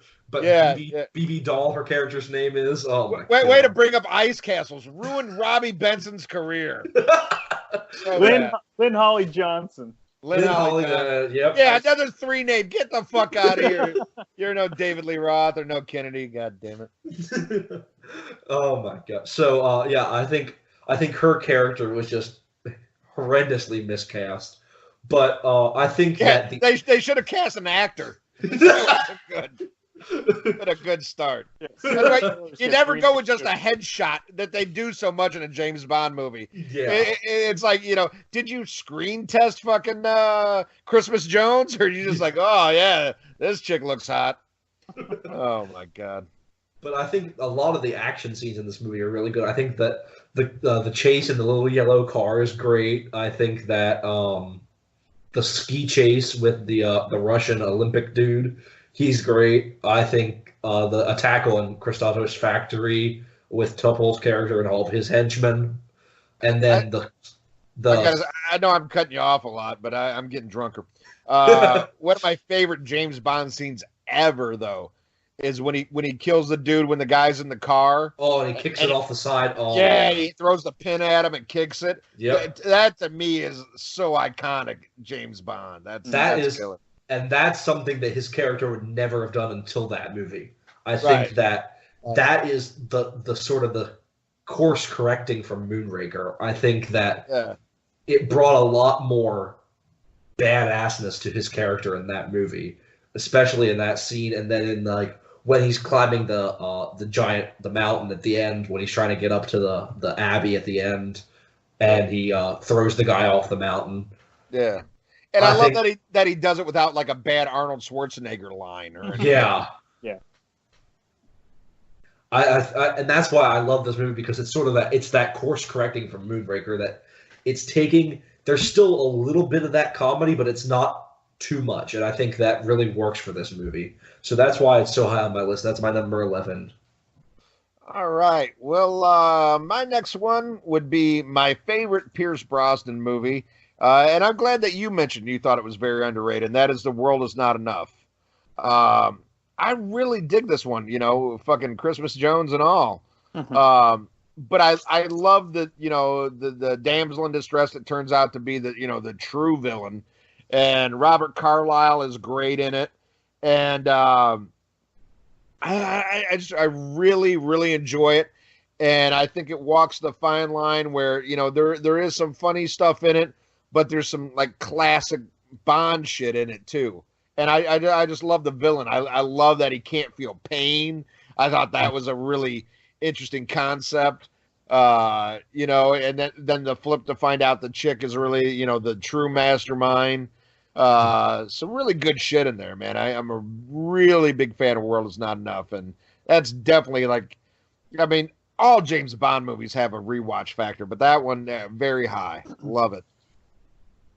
My number 10, it's my least favorite Sean Connery movie. But again, it's Sean Connery, so I love it. You Only Live Twice from 1967. What saves this for me is Blofeld. Donald Pleasance playing Blofeld is awesome. And what's interesting is that this is really the first of the James Bond movies that kind of didn't go with the novel part of Ian Fleming's plot. So they kind of discarded it. And plus, I think as Joseph mentioned, Connery was starting to check out by now. He wanted to do other things. He didn't want to get typecast as James Bond. And he wanted to do Darby O'Gill and the Little People too. Yeah. The college years. He did do that before James Bond, but yeah, you're right. I mean, most people would kill to have this, but he's Sean Connery. And we haven't mentioned it yet, but originally they really wanted Cary Grant to play James Bond, and he would have been the perfect James Bond, but he was too old. But if this had started in the 50s, Cary Grant would have been perfect for this. Movies like Charade or something like that. I mean, Cary Grant was one of the best actors ever. Anyway, You Only Live Twice. Again, we talked about it. Firecrotch Jones and everything, and Kissy Suzuki. Good name. But yeah, of the Sean Connery, it's not the best. I do like the Nancy Sinatra song though. Joseph. All right, into the top 10, and a movie that you both had very low on your list, and that is License to Kill. I think that this might be one of the most underrated James Bond movies, simply because a lot of people just don't even really go back to it at all. I think that it is, I will admit that it is much more of just an 80s action movie than it is a James Bond movie, but I think that the performances are so good. I think this is by far Timothy Dalton's best performance.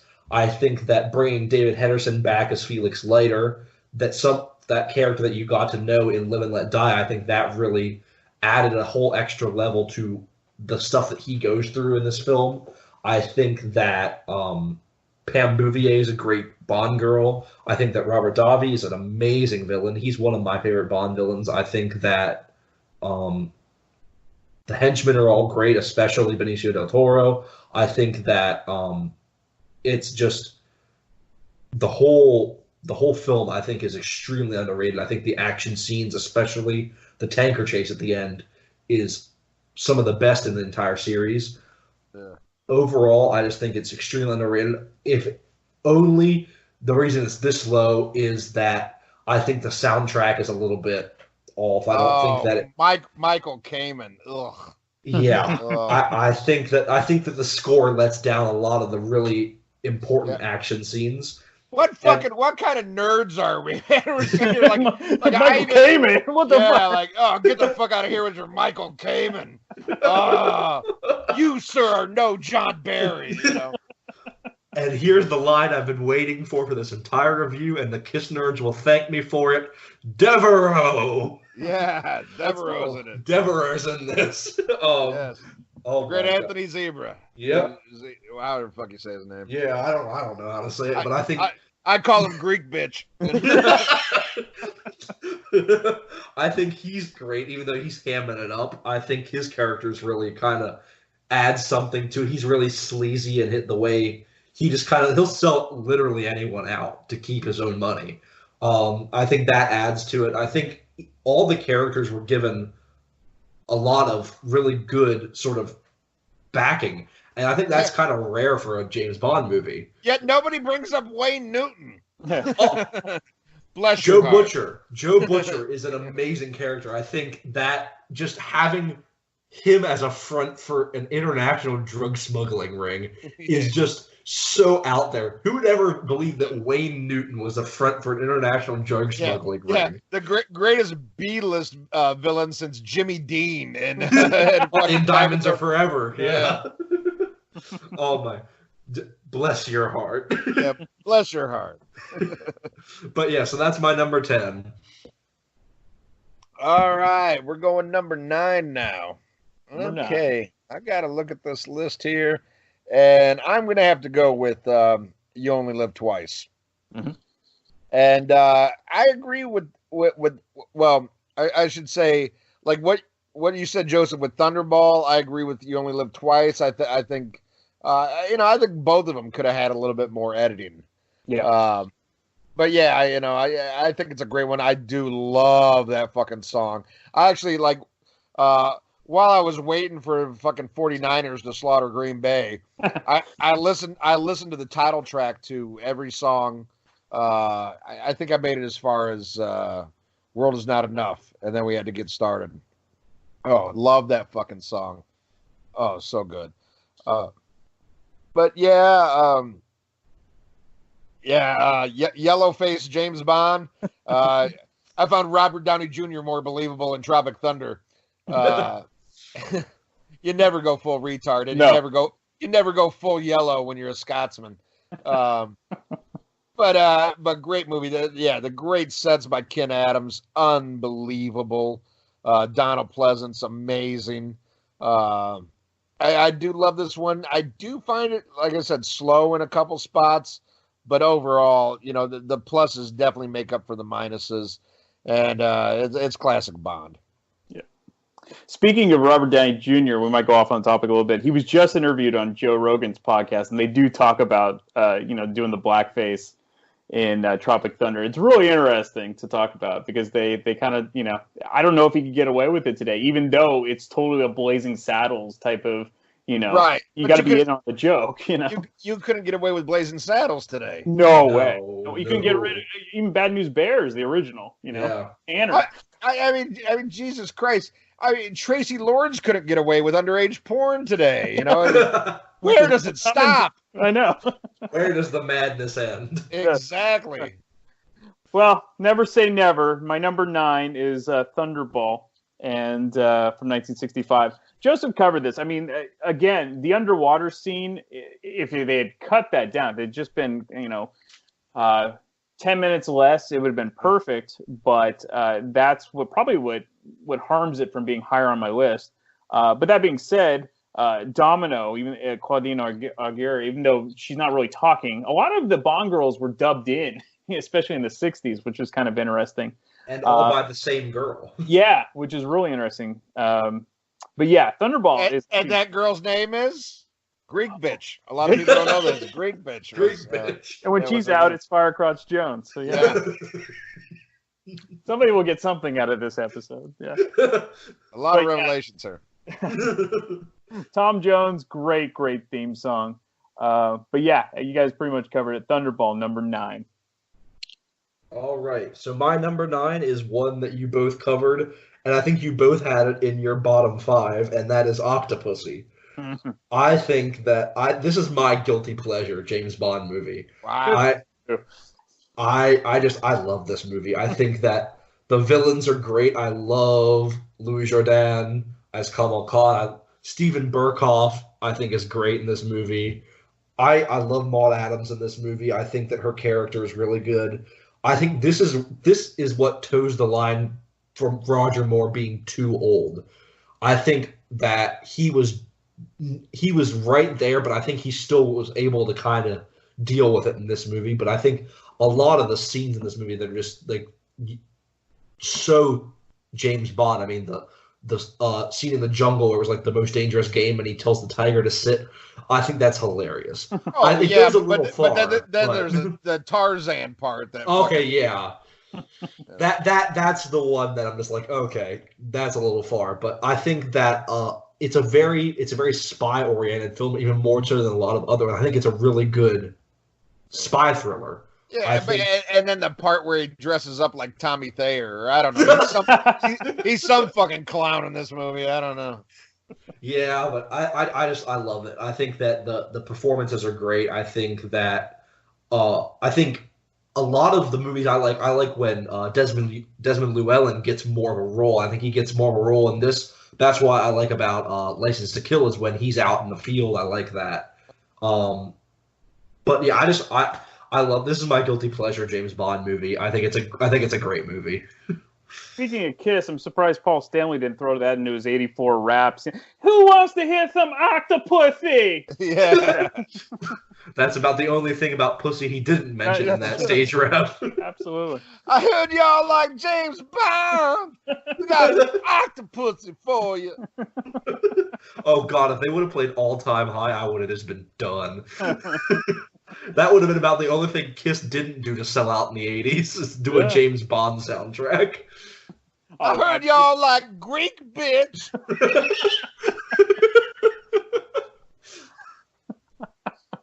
Oh, good Lord. What number are we on? Number 8. Yeah. Number 8. Okay, got to have a number 8. All right, my number 8 is going to be, to this point, the last Daniel Craig, because No Time to Die hasn't come out yet, but Spectre. Mm-hmm. I like this one a lot more than most people. I admit it had some flaws. It's no Skyfall, but it's not Quantum of Solace. Right. I like Christoph Waltz. I of course I love having Blofeld back. The great Bond villain of all time. And I'm so glad that he's reprising his role, even though I'm sure it's probably going to be a small cameo in the new one. Maybe I'm wrong, but I'm so glad he's coming back, because that's something. How do you go wrong with Blofeld in a fucking Bond movie? I mean, it's great. It's like, you never go wrong with Blofeld. The cat on his lap or a Greek bitch, all those things. Quintessential James Bond. But yeah, I dig this one a lot more than most people. This would be like my Die Another Day. I know people love to shit on it, but I digs it. Yep. Right. So my number 8, and this almost was higher, but you got to put stuff somewhere. This is where I'm going with On Her Majesty's Secret Service from '69 with George Lazenby. I think this is one of the best Bond movies that a lot of people just either ignore unless they're Bond nerds. A lot of people forget when they have to name 3 James Bonds or name 4. They'll never say George Lazenby. So, but man, the villain's perfect. You get Telly Savalas playing Blofeld. Emma Peel, Diana Rigg playing the Countess, and then of course you have the regular James Bond thing, and Louis Armstrong doing at the end we have all the time in the world. It's just a great movie. It was the longest James Bond movie at the time, and it just flows. Super dark ending. He finally falls for a woman, and then she gets killed in the end. It's really well done, and I implore anyone that hasn't checked out the One Lazenby film to really check it out. You'll be very pleasantly surprised. Awesome. Yeah. And I'm right there with you, Brian. My number 8 is On Her Majesty's Secret Service. Nice. I absolutely adore this film. It is the Bond film that is the closest to the book of the same name. I think that it is definitely the closest of any Bond film to the books. I think that Telly Savalas as Blofeld is great. I think Irma Bunt is a great sidekick. I think Diana Rigg is one of my favorite Bond girls. She is so hot. Mm-hmm. And her character is one of the best characters in any Bond film. The arc that she goes through from the sort of wild character that she is at the beginning to the character she is when she's the one that saves James Bond when they're at the ice rink. It's just the arc that she goes through is one of the best in the series, only topped by a character that I'll talk about in an entry or two. But overall, this is just one of the best James Bond movies. The cinematography is amazing. The soundtrack, this is probably my favorite score from any James Bond movie. John Barry's score for this film is my favorite. I think that Louis Armstrong's We Got All the Time in the World is a good song. It's not one of my favorite James Bond songs, but I think that it's good. Overall, the one thing that lets this film down, unfortunately, is George Lazenby. His acting is just not on par with the rest of the actors in this film or with the other James Bonds. I think that, but that being said, I don't think anyone else could have done this film. I don't think any other James Bond would have fit into this role that he plays in this movie. Right. I think Connery could have done it if it was like Sean Connery when he cared. Right. Even then, I think that the characterization was a little bit different from what Connery did. I think that characterization really contributed to the film. But overall, I think it's an amazing film and just such an underrated film that people don't talk about. And if, like Brian said, if you don't remember this movie or you never really gave this movie that much of a watch, please watch this movie. It is so much better than you remember it. Yep. Awesome. All right. What number are we on now? Number 7. John Elway. All right. Oh, fuck that. Don't ever bring up that horse teeth motherfucker. Oh, I hate that son of a bitch. All right. I'm going to go with the great Sean Connery in Thunderball. I agree 1,000% with what Joseph said about what you could edit out of this, especially like the underwater shit, like it was James Bond meets Busby Berkeley. Like, somebody come up for fucking air, for Christ's sake. Yeah, Esther Williams. Yeah. I mean, there is some great shit, but yeah, there are certain parts that go on too long. I think this would be higher on my list if it was edited a little bit more, but it's fucking Thunderball, and I fucking love it. Of course, the great title track. And this is probably the last time he gave a shit about being James Bond. And it shows. I mean, he's fucking full blown Bond in this one, and just great classic movie, man. I love Thunderball. Yep. My number 7, I'm going with Diamonds Are Forever from '71. This one, it's the last real true James Bond with Sean Connery. He does do, of course, Never Say Never Again, but again, you get Blofeld in this. Charles Gray plays him. He played Dicko Henderson also in You Only Live Twice, which is kind of cool. And then as he mentioned, the two gay guys, Mr. Wint and Mr. Kidd, they were kind of a fun duo. It's really the only time, well, maybe not only time, but one of the few times where in a Connery movie there's a little bit of comedy, and those are the two guys that give it, which is cool. I really liked. One gives it, the other one takes it. Right. Yeah. That sandwich again. Tiffany Case, I love Jill St. John. Super, super hot. But the underrated one is Plenty O'Toole, Lana Wood. Very, very nice. And of course, Shirley Bassey doing the theme song. So yeah, number 7. And I gotta say, one of my favorite lines in this, and I say this all the time in real life, is I forget the guy who played the comedian, but he's like, "You've been a terrible audience. Get out of, good night, get out of here." I love that shit. Well, and then a small role by Sid Haig in this movie. He plays a Slumber Inc. attendant, so that's kind of cool. Yeah, Captain Howdy. That's right. Captain Spaulding. I'm sorry. Right. It's been a long night. Yeah. Poor D. All right, my number 7 is one that you've both already talked about, and that is Pierce Brosnan's first and my favorite Pierce Brosnan film, GoldenEye. I think that, like Brian had mentioned, something that they did differently, and I think something that each of the Brosnan films tried to do something different, and I think this is the one that it worked the best in, which was making the villain another 000 agent. I think that this was the best of the sort of plot twists that they did. I mean, in Tomorrow Never Dies, you see one of James Bond's old lovers coming back. In The World Is Not Enough, you see that the Bond girl is actually the Bond villain, which I think also works very well. But I think this is the best use of the plot twist in the Brosnan era of Sean Bean's character being revealed as the villain. I think that it has one of the greatest ensembles of villains in any Bond movie. I mean, you have 4 amazing characters. You got Sean Bean's character, you got Xenia Onatopp, you got General Ormov, who's a great character, and then you have the computer programmer. And I think he's a great little bit of comedy in it. Yeah. You don't see a lot of comedy like that in the Brosnan era. I think that really fits well into the film. Plus, you have Natalia as a great Bond girl, and Brosnan fits so well into the role right off the bat. He fits every little movement of James Bond, right from when he bungee jumps off the dam at the beginning.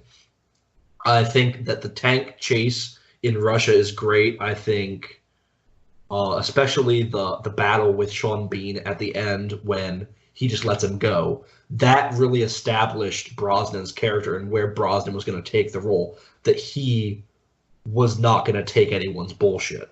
And I think that the way that he played it in this film, it wasn't the best. I think his best version of James Bond was in The World Is Not Enough, but I think when you put it into conjunction with all the other things, the great ensemble cast, the debut of Judi Dench as M, Bill Tanner is great in this movie. I think that this film is the Brosnan era just in high gear. All right, number 6. I'm going to take 2012 Skyfall. Great fucking Bond film. And, a lot of people talk about this, we kind of worried after Quantum of Solace, Still a good movie, but, what a drop-off. What are they going to do now? I had hope with, they got a director this time in Sam Mendes, and I was like, okay, all right, let's see what he does. And it delivered. Man, I remember seeing this at the theater and just being blown away about how good it was. And I got so mad that I got a large popcorn and a large Coke because I actually had to piss in the middle of it, and I was mad. I was like, oh, fuck, But like Brian Davis always says, movies are so long, and I got to pee. That's exactly how I say it, too. Yeah, exactly. A little whiny voice. That's right. But a great movie. And something that shows how much vitality is still left in this series, this long in the tooth, to come up with something like this. But, once again, goes back to, not only good actors, but finding the right director, finding the right, screenwriter. It all starts with the script, and it's all here. And then, great direction, great acting. I wish there would have been a scene where Javier flipped a coin and then told James Bond to pick and then just shot him in the foot or something with that little air gun. But great fucking movie, man. I love some Skyfall. I mean, we're at this point in the list, we are at the creme de la creme. Oh yeah, and Skyfall, you know, my opinion deserves to be up there. Great movie. All right, my number 6, I'm going From Russia with Love, the second James Bond movie with Sean Connery.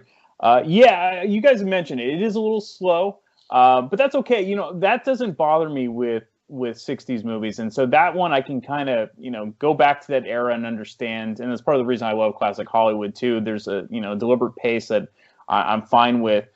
For me, the second sort of wave of films I saw after A View to a Kill was all the Sean Connery ones. So that to me was like my James Bond, because that's the one my mom introduced me to. So seeing all these in order, I absolutely adore them. Robert Shaw, come on, one of the best actors ever. And so when you get him as a villain, you have to respect that. And what the cool part is actually the author, Ian Fleming, wrote the villain, or not the villain, but the Bond girl as a real spy of the British intelligence from the 40s. And it was Christine Granville. So that's what Tatiana Romanoff is based on. So Daniela Bianchi, who played her, it's based on a real person, which was kind of cool. And then I love the ending, you know, when they're just sailing away on the raft and everything. And they still haven't come up with a theme song yet. The first 2 movies didn't have a theme song, but you had of course, the famous James Bond theme that everyone knows and loves. So yes, I love From Russia with Love, my number 6. All right. My number 6 is the debut of Daniel Craig, and that is Casino Royale. I absolutely adore this film. I think that it is probably the second best. I still have one yet to talk about. The second best debut of any James Bond. I think that the performance that he gives in this movie right from the get-go, the parkour scene right at the beginning, right through to the end, I think that his performance is all guns blazing, and he just gives such an amazing characterization to a James Bond that we really hadn't seen before. He was so different from any of the previous Bonds, and I think that really helped this film stand out. And all the characters that come along with it, the villain, Le Chiffre, Mads Mikkelsen played that character so well. And you get Mr. White, who's just kind of in the background, just kind of pulling the strings throughout the movie. And then the character that I was referring to when I was talking about on Her Majesty's Secret Service, about the only character who had a better arc than Diana Rigg's character, and that is Vesper Lynd. I think her arc through this film, from when she meets Bond and when they're in the train car and talking about how, and you can obviously see she's not going to take any of his crap, to the end when she kills herself rather than having to live with what she did. I think that throughout the film... Spoiler alert! Sorry, spoiler, but I mean, I'm sure if you're this far in, you know what this movie's about. But I just think that performance of that character by Eva Green is one of my favorite Bond girl performances in the entire series. And then on top of that, so many of the other characters are just portrayed so well. I mean, you get Jeffrey Wright's debut as Felix Leiter. You get I can't remember his name. The Italian guy that they eventually suspect is the one that stole the money. Lapiche. No, that's the we'll call him Italian bitch. Him. We'll get every nation. Yeah, the one that was in Quantum of Solace too, that Bond ended up throwing in the garbage. Him, whatever his name is, Italian bitch. Yeah. But he's great. I think that just the whole film is amazing. The action scenes, especially the parkour scene and the chase through the plane hangar, eventually with the vehicles and crashing the plane. And then you have... The plane. The plane, boss, the plane. Then the poker game. Never in any other film has a card game been so interesting. Yep. And, I mean, that's a recurring thing through a lot of Bond films, that there's a lot of good card games, but never as good as this. I'll tell you what, I've had some tense fucking games at Jenga But oh my god, that card game scene in that movie, woo! And then you have the scene where the terrorists kidnap Le Chiffre in his hotel room and threaten to cut his girlfriend's arm off. Yep. And Bond attacking him in the stairwell to the point where they poison Bond and he has to go out to his car. And the return of the Aston Martin. I just think it's. Oh no, that's in Skyfall. I'm sorry. What am I thinking? But then you just to the end when they're in Venice and the building collapse. Just the set pieces in this movie are so good. But I think it's an amazing film. Yep. All right. Well, now we go into the top 5. Yep. Yes, sir. Oh my God. This is where it's rough, man. This is harder than the Pope at a fucking Boy Scout meeting. Holy shit. But we got to pick them. And at my number 5 is 1969's On Her Majesty's Secret Service. Nice. I absolutely love this movie. And this one was a bit of a grower on me.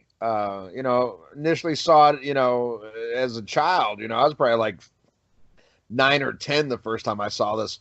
And it was really hard for me to accept a James Bond that wasn't Roger Moore or Sean Connery. And especially when you can tell it's like dubbed in voice and stuff like that. And while I think it's kind of a classic line in a way, I think it really should have been cut out. The whole "this never happened to the other guy."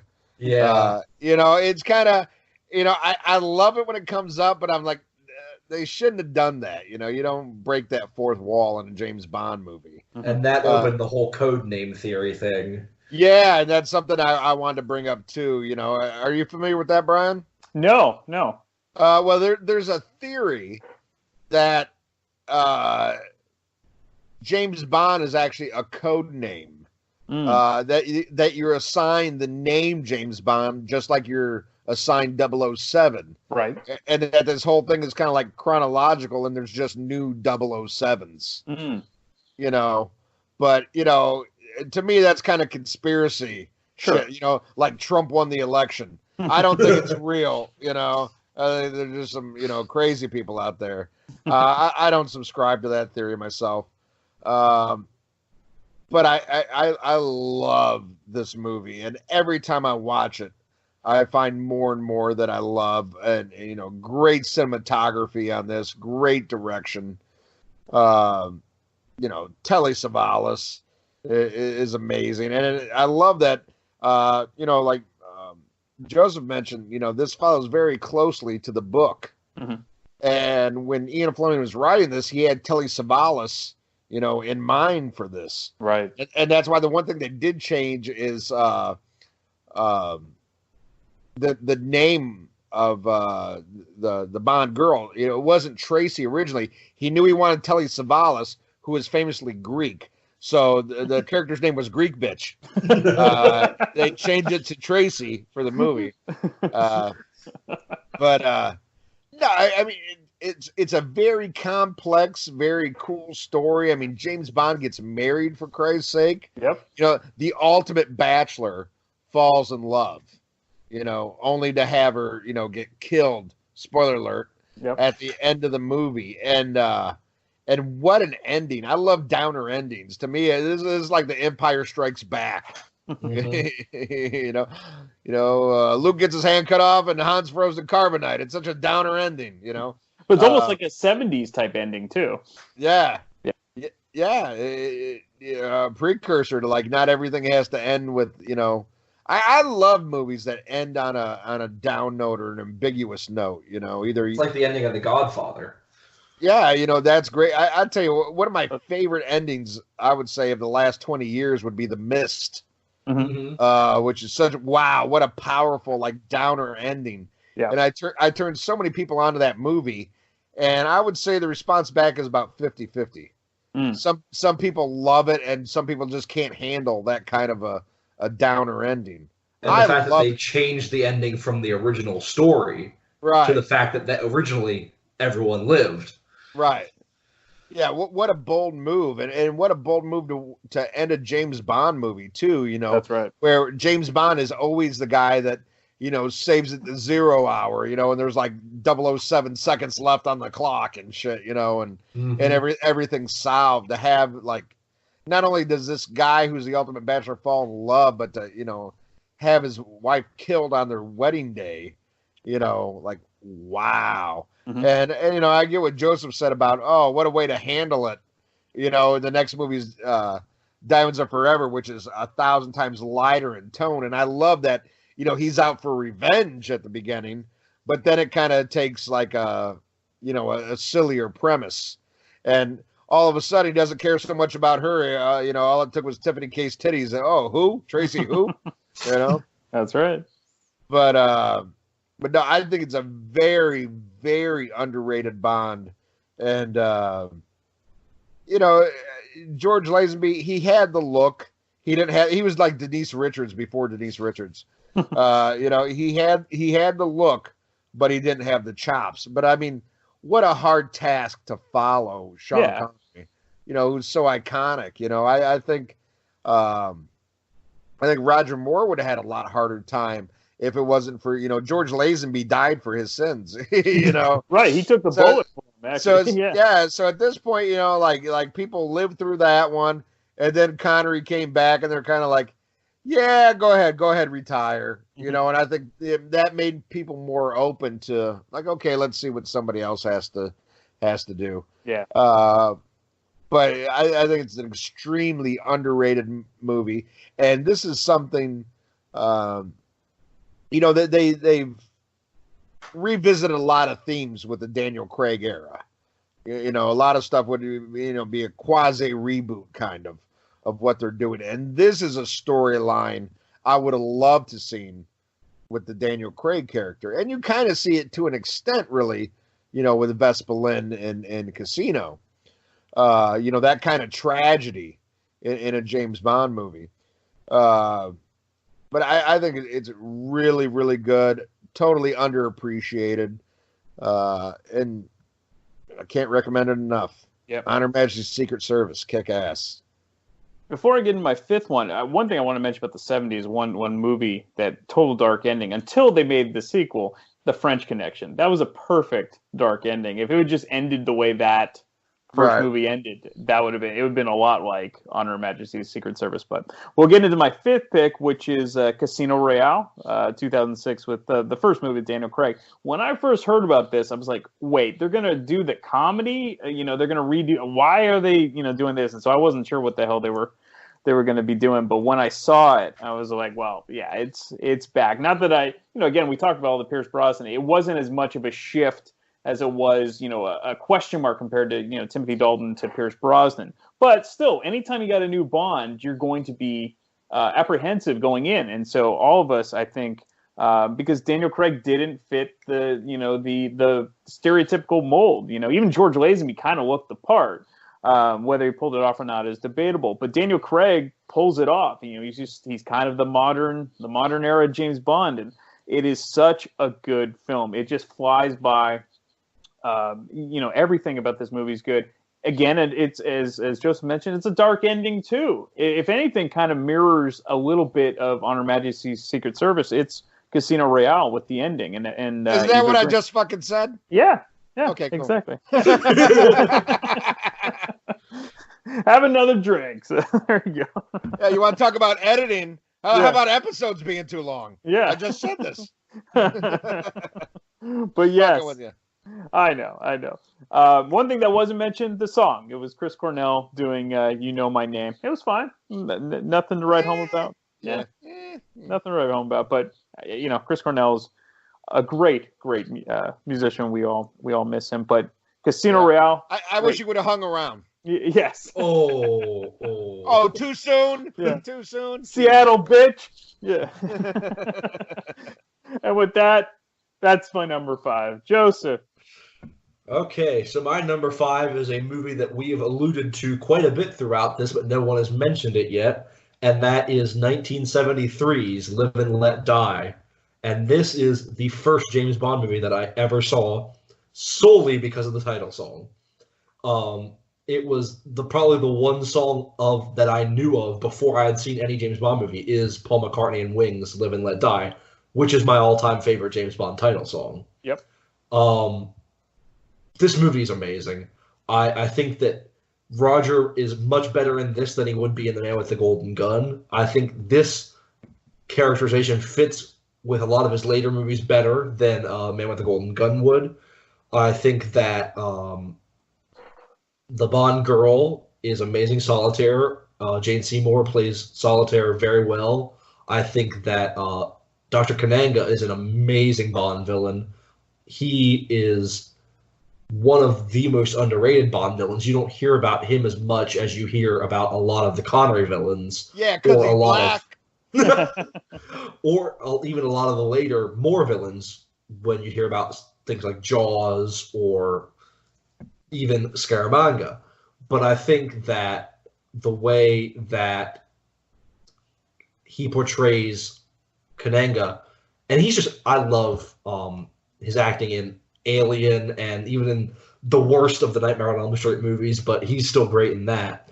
But I think that how about that hairpiece? Yeah, that's a toupee right there. Ooh, that's a 3-pay. Let me hear 4. Do we hear 4? But this movie is amazing. The soundtrack by George Martin is probably my favorite non-John Barry soundtrack throughout the entire series. I think that the way he works in the sort of blaxploitation music, that sort of the theme of blaxploitation is rampant throughout the whole series. It's like James Bond does Shaft. Yeah. But I think it's done very well and actually a lot less overtly racist than it could be. I think a lot of the characters are treated with respect in that manner, that they're not villains because they're black, but that's just what it is. And I think that the way that James Bond kind of fits into that whole sort of idea of Harlem in the 70s or New Orleans in the 70s mixed with the Caribbean islands, I think it all works very well. And the scenery in both New York and then you get into the bayous in Louisiana and the jungles in the Caribbean, they all work very well. Plus, probably one of the best gaggle of henchmen. You got Tee-Hee with the metal hand and the crocodile farm. Yep. And then Whisper, and his lines are great. And then probably my favorite of all, Baron Samedi, Jeffrey Holder's, the way he portrays that character. And the one thing that they never, and the other reason I think that the whole genre is treated so well is they never outright say whether or not it's actually voodoo. With Jeffrey Holder on the front of the train at the end of the movie, it's sort of like, is it or isn't it? I think that works so well, even though he's like seemingly killed by the snakes in the coffin, that he's still there after Bond throws Tee-Hee out the window of the train. I just think that this film is almost perfect. It's so close to being anything in my top 5 could be number 1. Sure. But I think that just the way I was feeling when I was thinking about this is my number 5. I think it's an amazing film. Nice. All right. Well, you convinced me to change my top 4. And normally this one would be my number 3. But after hearing your beautiful sequelity of that movie, that's not even a word. I'm just drunk. I'd have to. Yeah, that's what I meant to say. Yes. My number 4 is my usual number 3, The Spy Who Loved Me. I think this one is just amazing. I love the villain in this, the underwater lair, the sets by Ken Adams. I mean, incredible. Barbara Bach. I even love, the Marvin Hamlin's like the disco fucking James Bond shit works for me. But this is just a great movie. You got Jaws. I love the underwater car. The fights are, amongst the pyramids and shit. Just a great, great, great Bond movie. And I always go back and forth between this and Live and Let Die is my favorite Roger Moore. But spoiler alert, this one's coming in at number 2. But this is usually my number 3. But I got to say right now, it's my number 4. Can't say enough good about Spy Who Loved Me. Nice. So my number 4, Joseph didn't like this one, which surprised me, but I love The Man with the Golden Gun. That's my number 4. Wow. Yeah. I totally forgot you haven't mentioned this yet. This is your number 4? This is my number 4. And holy shit. Part of it might be clouded because I love Christopher Lee and I love Knick Knack. Because, eventually once Mini-Me came out from Austin Powers, it's straight up Knick Knack worship. So I totally had a soft spot for that. I love Britt Eklund playing Mary Goodnight. If you didn't know already, she was married to Rod Stewart and Peter Sellers, and so there is kind of a Casino Royale connection there because of Peter Sellers. But Maude Adams is in it. Yeah, there's just something about this movie that the woman named Chu Mi is in it. She's swimming naked in the pool. There was a belly dancer that I guess was originally written to be really fat and wearing a ton of makeup, and then they decided not to do that, and they went with the traditional Bond girl. But yeah, there's just something about this movie that it's my second favorite Roger Moore movie. I never knew you had such a thing for slide whistles. Well, and J.W. Pepper. Oh, San Francisco, you can do a lot of things. Yeah. Hey. Okay, Joseph. Okay, so my number 4 is one that you have both already mentioned, and that is my favorite Daniel Craig movie, Skyfall. I absolutely adore this film. I think that it is paced so well from the beginning right through to the amazing showdown at Skyfall. I think that the opening is one of the best pre-title sequences, just nonstop action on the train and being shot by who ends up later being revealed as the new Miss Moneypenny, who's a character that none of us have talked about at all throughout this review, but I absolutely adore that character, sure. Especially Lois Maxwell. And then I really like how the Daniel Craig films have portrayed that character. Yeah, and meow, she's hot. Naomi Harris is an amazing actress, and I think she is extremely, extremely gorgeous. But I think that what really steals the show is Javier Bardem as Raul Silva. He just chews the scenery. He reminds me of a Sean Connery villain. Just even though his sort of plan isn't really that elaborate, he just wants to get back at Judi Dench for abandoning him in China, which I think is extremely realistic, much more so than a lot of other Bond villain plots. And I think that the way he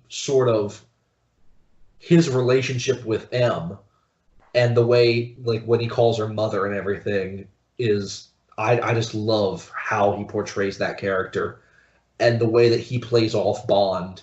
And when he's interrogating him and you kind of get that kind of a sort of the vibe when he's sort of touching his legs and rubbing his thighs, and you get that creepy sort of little bit of a gay vibe from him that just sort of is a little bit off-putting for James Bond.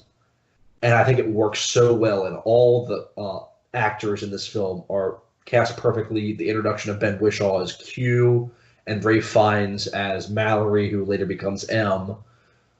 I think this whole... And then you have the great Albert Finney as the keeper of Bond's house. I just think everything works so well in this film, and that's why it's so high on my list. It's amazing. The only guy who could drink me under the table, Albert. Yeah. Yeah. Well, Andre the Giant, I don't know. Yeah, Andre the Giant.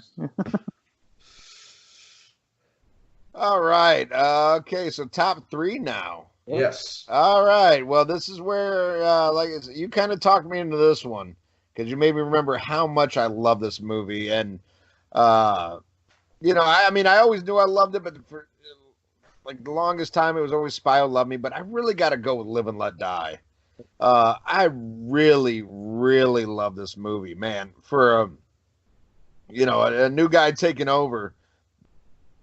It's great, and it combines, two of my favorite genres of movies, James Bond and blaxploitation. That's right. It works great. I think you brought up a great point. Is I don't think they do anything that's degrading in this. There's no like, look at here, Oz the Kingfish. That's right. I think they do everything with respect, and I think it's cool that you got a black villain and stuff like that. But he's played as intelligent and cunning, and this guy is nobody's fool. I mean, he's up there with the most iconic Bond villains. And oh my God, my second favorite Bond girl of all time, Jane Seymour. Holy shit. Yep. Oh my God. She is so fucking hot. I mean, I'd still hit Jane Seymour. Yeah. But that'd be a whole nother charge because she's a senior citizen. But oh my God, so beautiful, so graceful. Everything about this movie is great. The soundtrack is great. Just fucking amazing through and through. Not the biggest J.W. Pepper fan, but he is more tolerable in this than I find him in Man with a Golden Gun. I love the part. That's my brother-in-law's boat. Trying to look at him. Oh my God. And and I love, especially as a longtime resident of New Orleans now, like seeing Bourbon Street like that long ago. And I know exactly where they filmed it, and it's not exactly the same, but it's enough the same. And, it's awesome because, I got drunk at that same area. I got stoned on the Golden Gate Bridge with Bill Wang, where they filmed View to a Kill. Right. I want to get, I want to take some acid in space, but I'm on the no-fly list right now. Yeah. Oh, my God. Thanks, Virgin Records guy. What's his name? I know you're talking. Yeah, Richard, whatever the fuck his name is. Yeah, Mark. Yeah, Richard Marks. So I'm gonna hold. Richard Branson. Yeah, I'm gonna hold on to the night until they let me go up in space so I can trip and do a fucking Poison episode with Ralph. I'll be right here waiting for you. Nicely played, sir. Nicely played. But unfortunately, it don't mean nothing. No, it doesn't. Gotcha. But no, goddamn, do I love this movie. And, man, Roger Moore is just swabbing the boner. Yep. He is fucking awesome in this movie. I love it. One of the best James Bond films. Highly, highly on the rewatchable list, man. Oh, yeah. Definitely. Watch this one. Like I said, I do a Bond marathon at least twice a year. But this is one I'll watch even more than that. Just fucking incredible. What you got, Brian? Well, yeah. Originally, my number 3, it always was Live and Let Die, 1973. I love it. By far the best Bond theme song. Paul McCartney and Wings doing the title track. Jane Seymour is my second favorite Bond girl. I'm glad you didn't call her English bitch, so that's good. She's great as Solitaire. The crocodiles, it's so good. But yeah, Tee doing with the pincher hand, it's so good. I love the New Orleans stuff. It was perfect. It was a perfect time for the era. It didn't come off as forced, and it's by far my favorite Roger Moore era James Bond film. Joseph. So my number 3 is the one that Ian switched with his number 3 and number 4, and that is The Spy Who Loved Me. Understandable. Not gonna hate. I absolutely adore this movie. It's my favorite Roger Moore movie. Everything about this film is amazing. From the way Roger plays the character, to Barbara Bach, to Stromberg as a villain, to the sets, to the plot, to Jaws, and just throughout the whole film, just everything is so intricate. The things that they introduce at the very beginning, like Anya's lover that Bond kills when he's in the Swiss Alps, to the whole way through to the end when you get that payoff right after they blow up Stromberg's base that you don't know what she's going to do. And I think that really adds a whole level of intrigue that you really don't get in a lot of other James Bond movies. Plus the scenes inside of Stromberg's ship where they're when they got the submarines. I think that's one of my favorite parts of any James Bond movie when they're trying to break into the barricade. I think that's great. I think that I adore, and it's a guilty pleasure, but I adore Marvin Hamlish's score for this. Mhm. I think that the underwater scenes with the sleek white car that is probably the second most famous Bond car behind, of course, the Aston Martin DB5, but Uh, one of the most famous Bond cars, and I think it's an amazing scene when that goes off the pier underwater. Overall, I just think it's pretty much a perfect film, and I think that this is so rewatchable, as are most of the other films I put in my top 10. They're just so rewatchable. I can rewatch this so often without ever getting tired of any of it. And I think it's great. Plus, what probably my second favorite James Bond theme song, which is Carly Simon's Nobody Does It Better. Just a great film. I agree. Yep. All right. Well, now we go into my top two, and boy, this one's rough, but I am clear in my choice here. And the great thing about being Irish is you don't believe in last calls or shame. So I stick by this pick. My number two James Bond film of all time is Goldfinger. Absolutely, this is the, no pun intended, gold standard. Mm-hmm. This is where James Bond really became James Bond. I love Dr. No One from Russia with Love. This is where they just hit it out of the park on all eras. I mean, villain, script, Bond girls, the music, everything. Oh my God, the classic, Shirley Bassey Goldfinger title track. This is a perfect movie. Fucking Odd Job. Yep. So iconic and so awesome. Stands the test of time. And there's been a lot of henchmen that, they've tried to duplicate, but oh my God, Odd Job. That is, again, the standard which everything else is set by. Absolutely love this movie. Sean Connery is a fucking stud here. Oh my God, like he is in all of them, but this one, he is really just a badass. And oh my God, you want to talk about hot pieces of asses? Holy shit, Honor Blackman is Pussy Galore. Oof. Oh my God, is she gorgeous and with class? And I mean, she just has, a great mix of like old time Hollywood great looks, but still sexy as fuck at the same time. It's kind of, we're getting into the swinging 60s now and everything.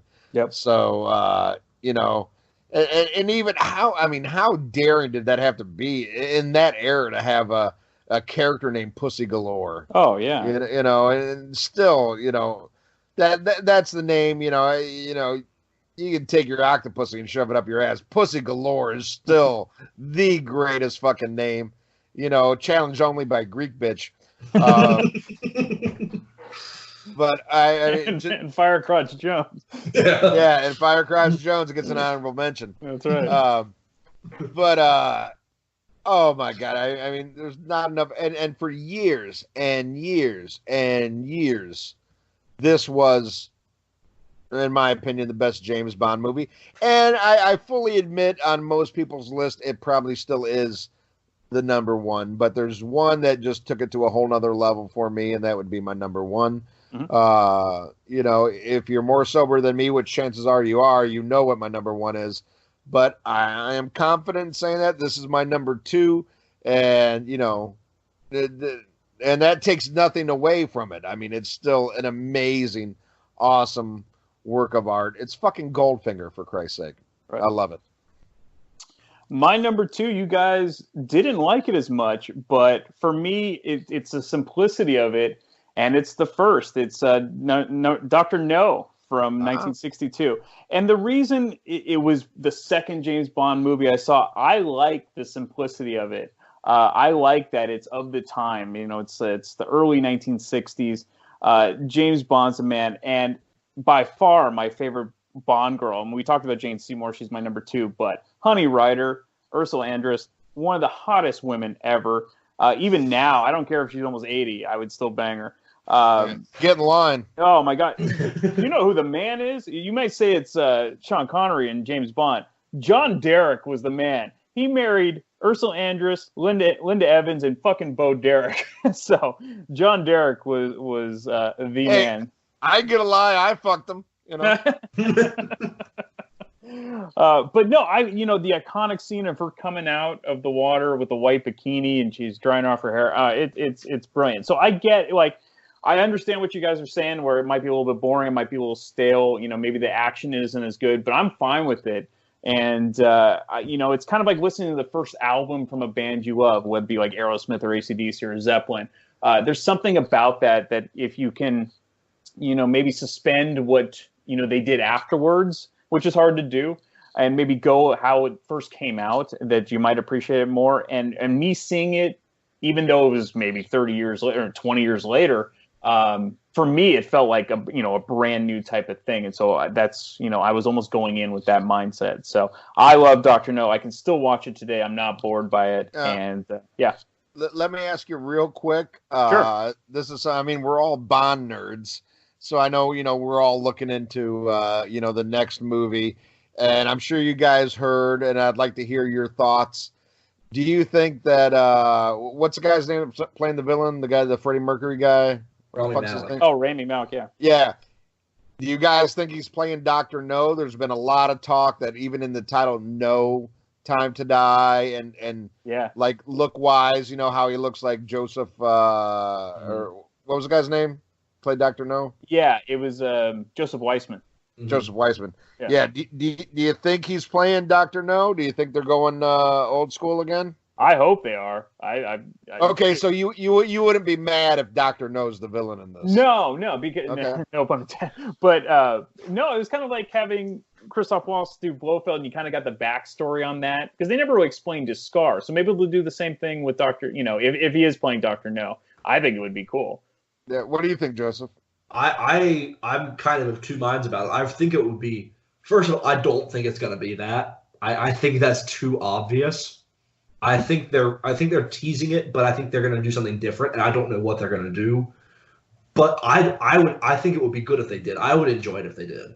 I agree. It could be too obvious, but then you got to remember, like, they're basically, younger people are seeing James Bond for the first time, that they haven't seen any of the early films. They might not be put off by, something that would be obvious to us. And I could kind of see, like, maybe, like, they're so scared of, like, the poor reception of Spectre to most people that, like, they're grasping at straws. Like, okay, well, what if we bring back Dr. No?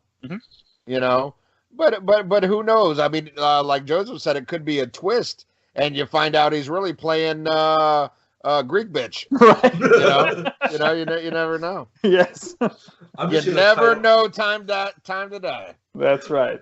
I'm just gonna subtitle this video. How many times can Ian Wadley say Greek bitch in a video? Oh yeah. I'm gonna run that shit into the fucking ground. All right. What you got, Joseph? So my number 2 is a film that you've both already talked about, and the only thing that could make this film better, could you imagine if they actually would have gotten Alfred Hitchcock to direct From Russia with Love? Yeah. That's the only thing that could have made this film better for me. Because there's rumors that he was actually contacted to direct it, but he never actually did. I mean, this film is practically a ripoff of North by Northwest by the end of it. But that's true. That's a good point. Even with the helicopter scene and everything is very reminiscent of the crop duster scene. This film, I'm a sucker for a really good spy thriller, and this film is a pure spy thriller. The idea of them going into different characters and sort of deceiving each other, and not everything being what it seems, and the fact that Robert Shaw throughout the whole film is protecting James Bond until he can be the one to kill him. I think that fits really well with the whole character. And one of the greatest action scenes in the early James Bond films is the fight on the train. I think that is filmed so well. I think that even though a lot of those early films had a tendency to have really rough edits, for some reason that scene looks so crisp compared to a lot of the other action around it. But I think that so many of the characters are great. I mean, Tatiana Romanova is a great Bond girl. Ali Karim Bey is a great ally for Bond to have. Plus, you have great villains. You have the unseen Blofeld that you would also have in Thunderball. You have Lottie Lenya as the amazing character that sort of is behind all of what James Bond's going through, to the point of hiring Robert Shaw, putting Tatiana up and just sort of acting so creepily around her. That was a really good scene when she's interviewing Tatiana and she's just so creepy. And just that character is so good, to the point where at the end she's trying to kill James Bond with the knife in her shoe. That's great. And then, of course, Robert Shaw is just one of the best James Bond villains. The way that he assumes the different characters and the different disguises. And I think the whole section on the train is one of the best extended scenes in any James Bond movie, from the point where they get on the train to the dinner scene to when they're back in the cabin and the fight. I think that is all great. But I just think the film, it is one of my favorites. I know Ian had mentioned earlier that he thought the pacing was a little bit off. I can see that. I think it does drag in some places, especially it kind of feels like it should end right after the train, but then you have the plane scene, and then you have the boat scene, and then you have the Russian bitch coming back to try to kill James Bond, and then they're on the gondola. It just sort of, all the kind of false endings. I get what you mean by saying the film kind of drags a little bit. And they should have left in the scene where Robert Shaw finds his attaché case. Yeah. And he opens up and he's like, "You got your radar, your sonar, your electric toothbrushes." It's Lonigan. You're going to remember that. Farewell and adieu to you fair Spanish ladies. It is a great movie, and he's a great villain. And I think it's worthy noting that right before his death, President John F. Kennedy cited this as his favorite book. Yes. Yeah. Unfortunately, it wasn't Duck by Captain Obvious. Right. Maybe we would have to suffer through Vietnam and Lyndon Baines Johnson. But no, it is a great one. It probably should have been higher on my list. I mean, I do respect it. Like I said, I just find it again, I think it's a victim of timeline. And of course, Joseph, you were born 5 years ago, so it didn't affect you. But for me, I think I just found it too late in in my love of James Bond. It was probably, in fact, I shouldn't say probably. By the time I got all caught up with James Bond, which probably would have been, I would say, around View to a Kill, it was the last one that I saw. Mm-hmm. So, seeing all those other ones first and then seeing this one, I think that's where, if I would have saw them as they went, I probably would have more, it'd be higher on my list. Yeah, I mean, that's the same for me For Your Eyes Only. It's like the last one I saw. So, yeah. All right. Well, even I'm not drunk enough to do the fucking math.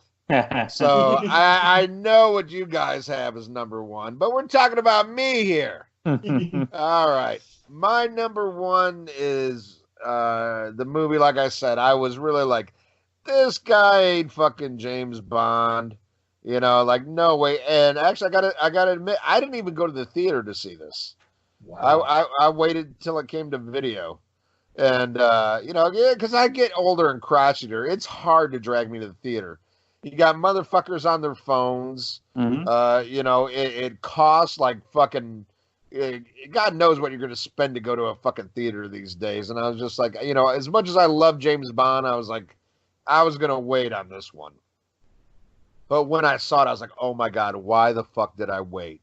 I mean, I knew within fucking 5 minutes that this was going to kick ass and that they were going the right direction. And I believed this guy. And I loved how they basically did a reboot. I mean, you see the genesis, of James Bond, and Genesis without the horrible Phil Collins songs.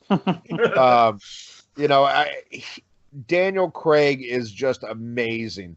If I had to pick a favorite James Bond, I got to be real honest here.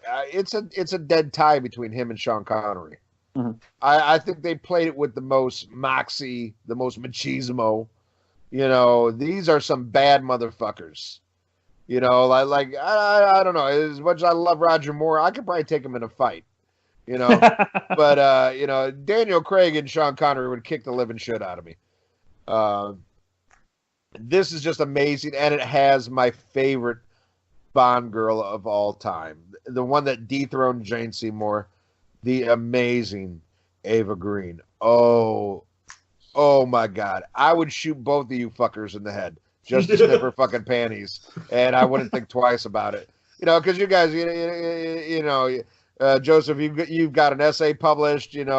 Brian, you've already got a pocket. You've lived your lives. True. I'm gonna shoot your fucking asses to sniff this broad's panties, this French bitch right here. It's a good thing I have Firecrotch Jones protecting me. So oh my God.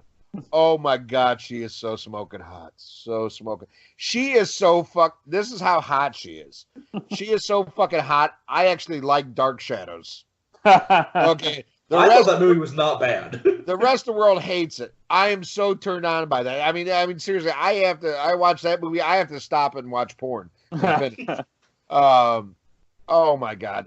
But this movie is such a complete James Bond movie, and really, really what this franchise needed at that point. As much as I do love Die Another Day, I love it, but you are kind of borderline getting into Roger Moore era shit here. This brought it back to its primordial, what it is, a badass fucking spy. It was realistic and entertaining at the same time. Had, and the villain, I would say, like, as far as villains' plans and stuff like that, this isn't the most, like, grandiose, which usually I'm attracted to, like your Moonraker, Spy Who Loved Me kind of, grandiose schemes for taking over the world. This is a much more realistic one, but it works because, oh my God, the guy that plays the villain, I love this fucking actor. Mm-hmm. Mads Mikkelsen. Yep. Yeah. Oh my God, he's so good, so good. What a great actor. He was great in the Hannibal series on TV. I loved him in Doctor Strange. I loved him in Rogue One. I mean, every time I see this guy, I think he delivers. I think he's a great actor and a great villain. And I'm really surprised that, a series this long in the fucking tooth could come out with, this recent of an outing, and it be something that totally makes me rethink the whole franchise and what it can be and the possibilities of what you can do with this character. And again, from a guy just looking at him, I wouldn't give him time of day. And like my son's still like, on Daniel Craig just because he can't accept a different Bond. But I think he's amazing, and I really feel bad for the guy following him, because if he doesn't knock it out of the park, he's a one and done. He's George Lazenby, or Angel Lansbury, whatever the fuck his name is, Mach 2, one and done, you're gone. And what scares me, it could quite frankly be the end of the franchise if the next guy doesn't pick up the ball and run. That I'm really scared about, because we live in a different era, where you can't say stuff like Greek bitch, and there's people that, they're losing their mind over the next one, like, who I think is a genius writer, Phoebe Waller-Bridge, is coming in and adding some stuff, and there's going to be a girl in it and stuff like that. And people lose their mind over that shit. So many people freaking about the newest Star Wars movies about, a girl lead and all stuff like that. It is a different era. And James Bond is a relic of the Cold War. He's a man's man. He's a ladies' man. And he's a bad motherfucker. Right.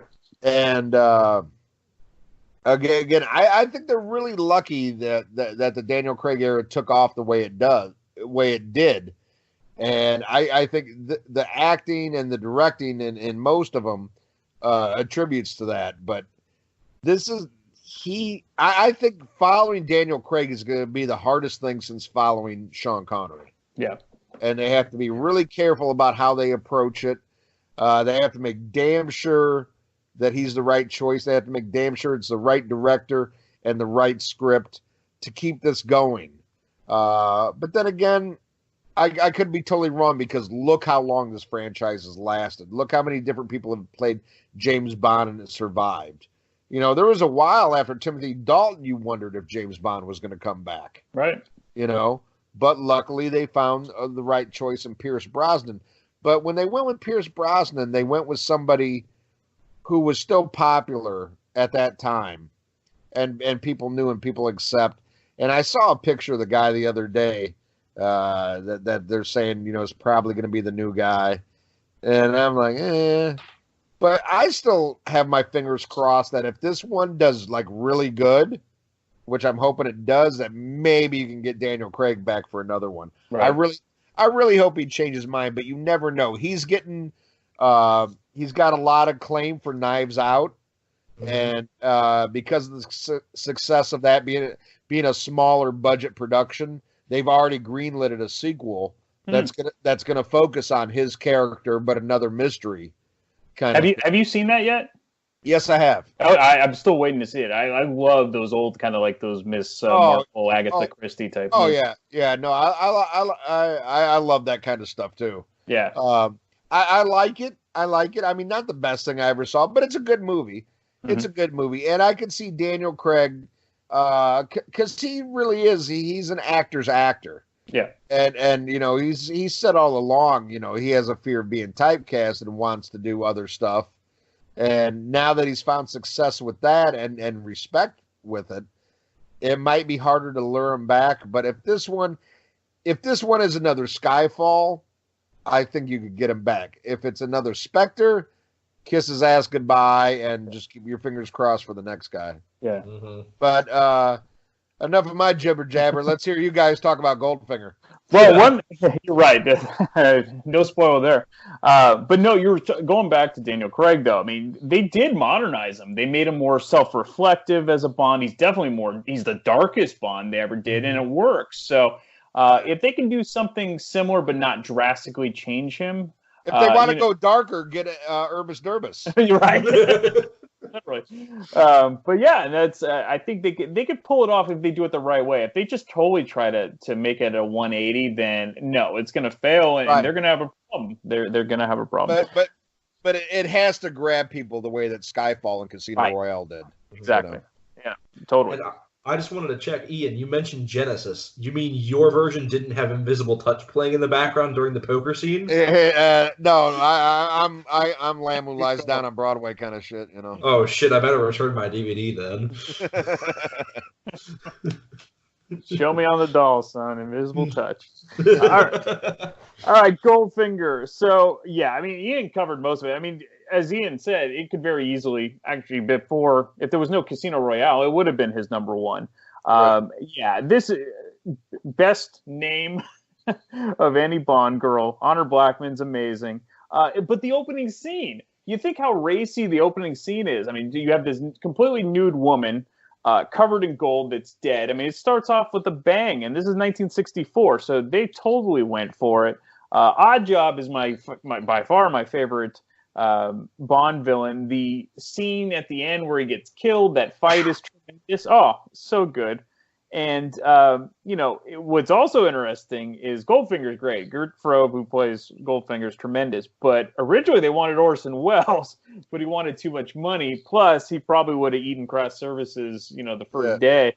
So that wouldn't have worked. But that would have been interesting. And of course, it was the beginning of having this huge theme song that wasn't just score. Shirley Bassey doing Goldfinger really kind of set the standard. I mean, this changed everything for James Bond. It just progressively got better and better. This is one I never, ever get sick of. And I think, I don't know, I don't really follow the Bond community and how people feel, but I would have to assume this has got to be the number one in most people's lists. I don't know. What about that, Joseph? Yes, it's quite often in the top 3 or at number 1. Yeah. I mean, it sure as fuck ain't the Man with the Golden Gun, I'll tell you that. Number 4, fuck this.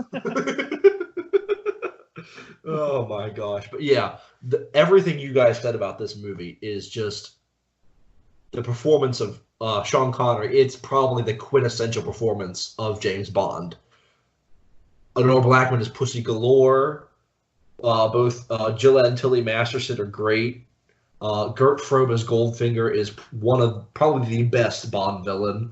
Oddjob is probably the best henchman. Harold Sakata plays him extremely well.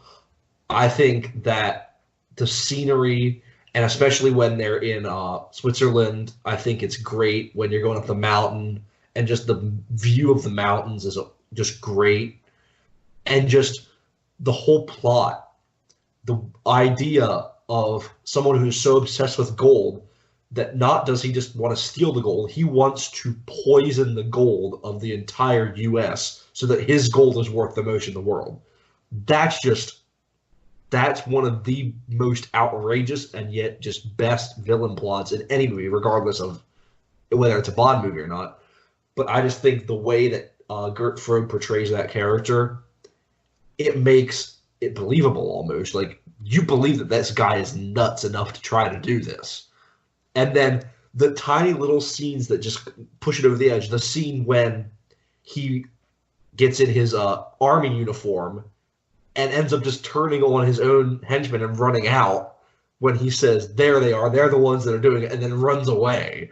That's just great. Mm-hmm. But just so many amazing scenes. The pre-title sequence, throwing the guy in the tub and throwing the lamp in after him. And, of course, Joe Masterson painted gold in the bed. One of the most... so iconic. Yep. One of the most iconic images in all of cinema. Plus then... James Bond watching Goldfinger cheat at cards and making him lose. Yeah. That's just hilarious, and just how that comes back later in the movie. The bomb being at 007. Yes. That's just everything about this movie is just classic. Oddjob, busting the head off the statue. Mm-hmm. Oh, yep. With his hat. And there's the whole golf scene. It's just everything about this movie is classic. Yeah, if it wasn't for Ava Green's tits, it'd be my number 1. Hey. And no Greek bitch, too. Yeah. Well, there you go, man. We counted them down. Holy shit. Yeah. So it'll be interesting where we would put the new one that comes out once we see it. Yeah. That's definitely going to be a first weekend viewing in the theaters for me. I can't wait. Mm-hmm. Mm-hmm. Maybe we'll do it again. I don't know. Maybe it'd be like Roy Scheider and Jaws 2. I don't intend to go through this hell again. But 3 hours later. Yeah. But if I do, I know to buy more beer. Yeah.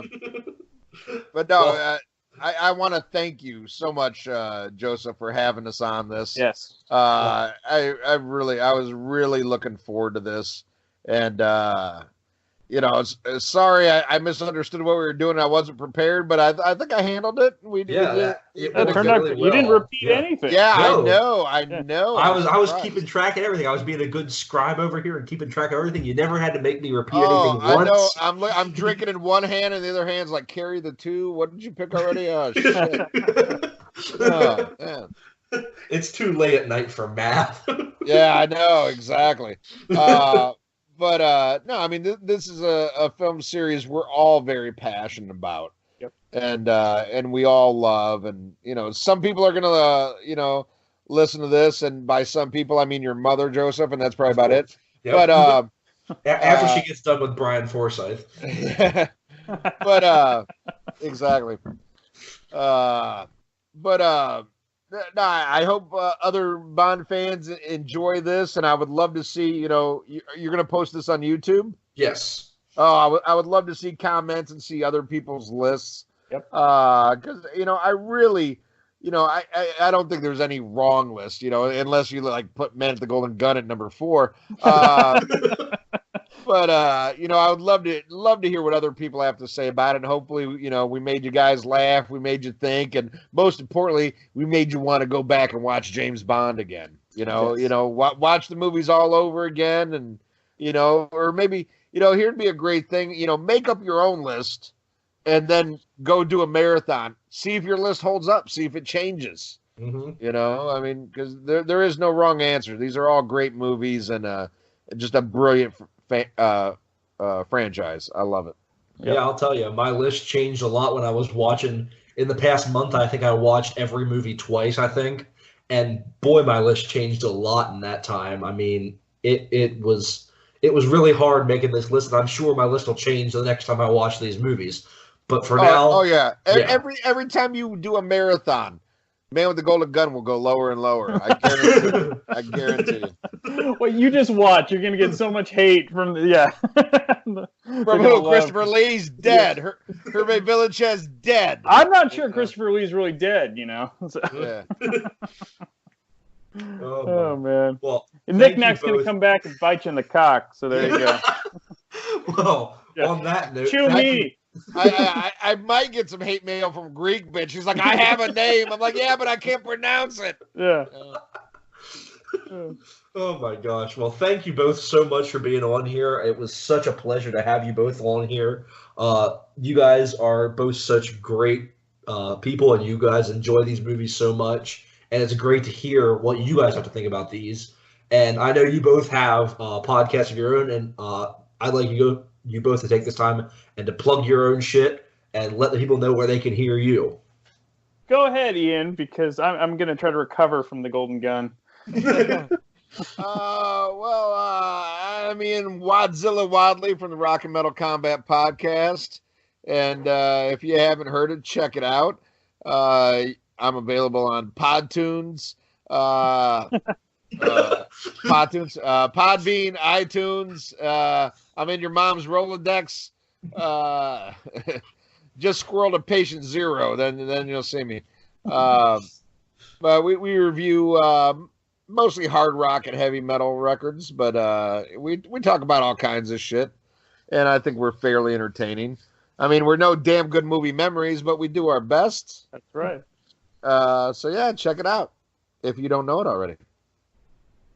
Well, obviously, one of my biggest inspirations was, and this I'm not joking, Rock and Metal Combat Podcast. Yeah, I like it was. It was until you made fun of Man with the Golden Gun. And then all bets are off, Now I listen to Three Sides of the Coin. Well, no, I wouldn't go that Now far. I listen to the Freeform Rock Podcast. Let's not get freaking ridiculous here.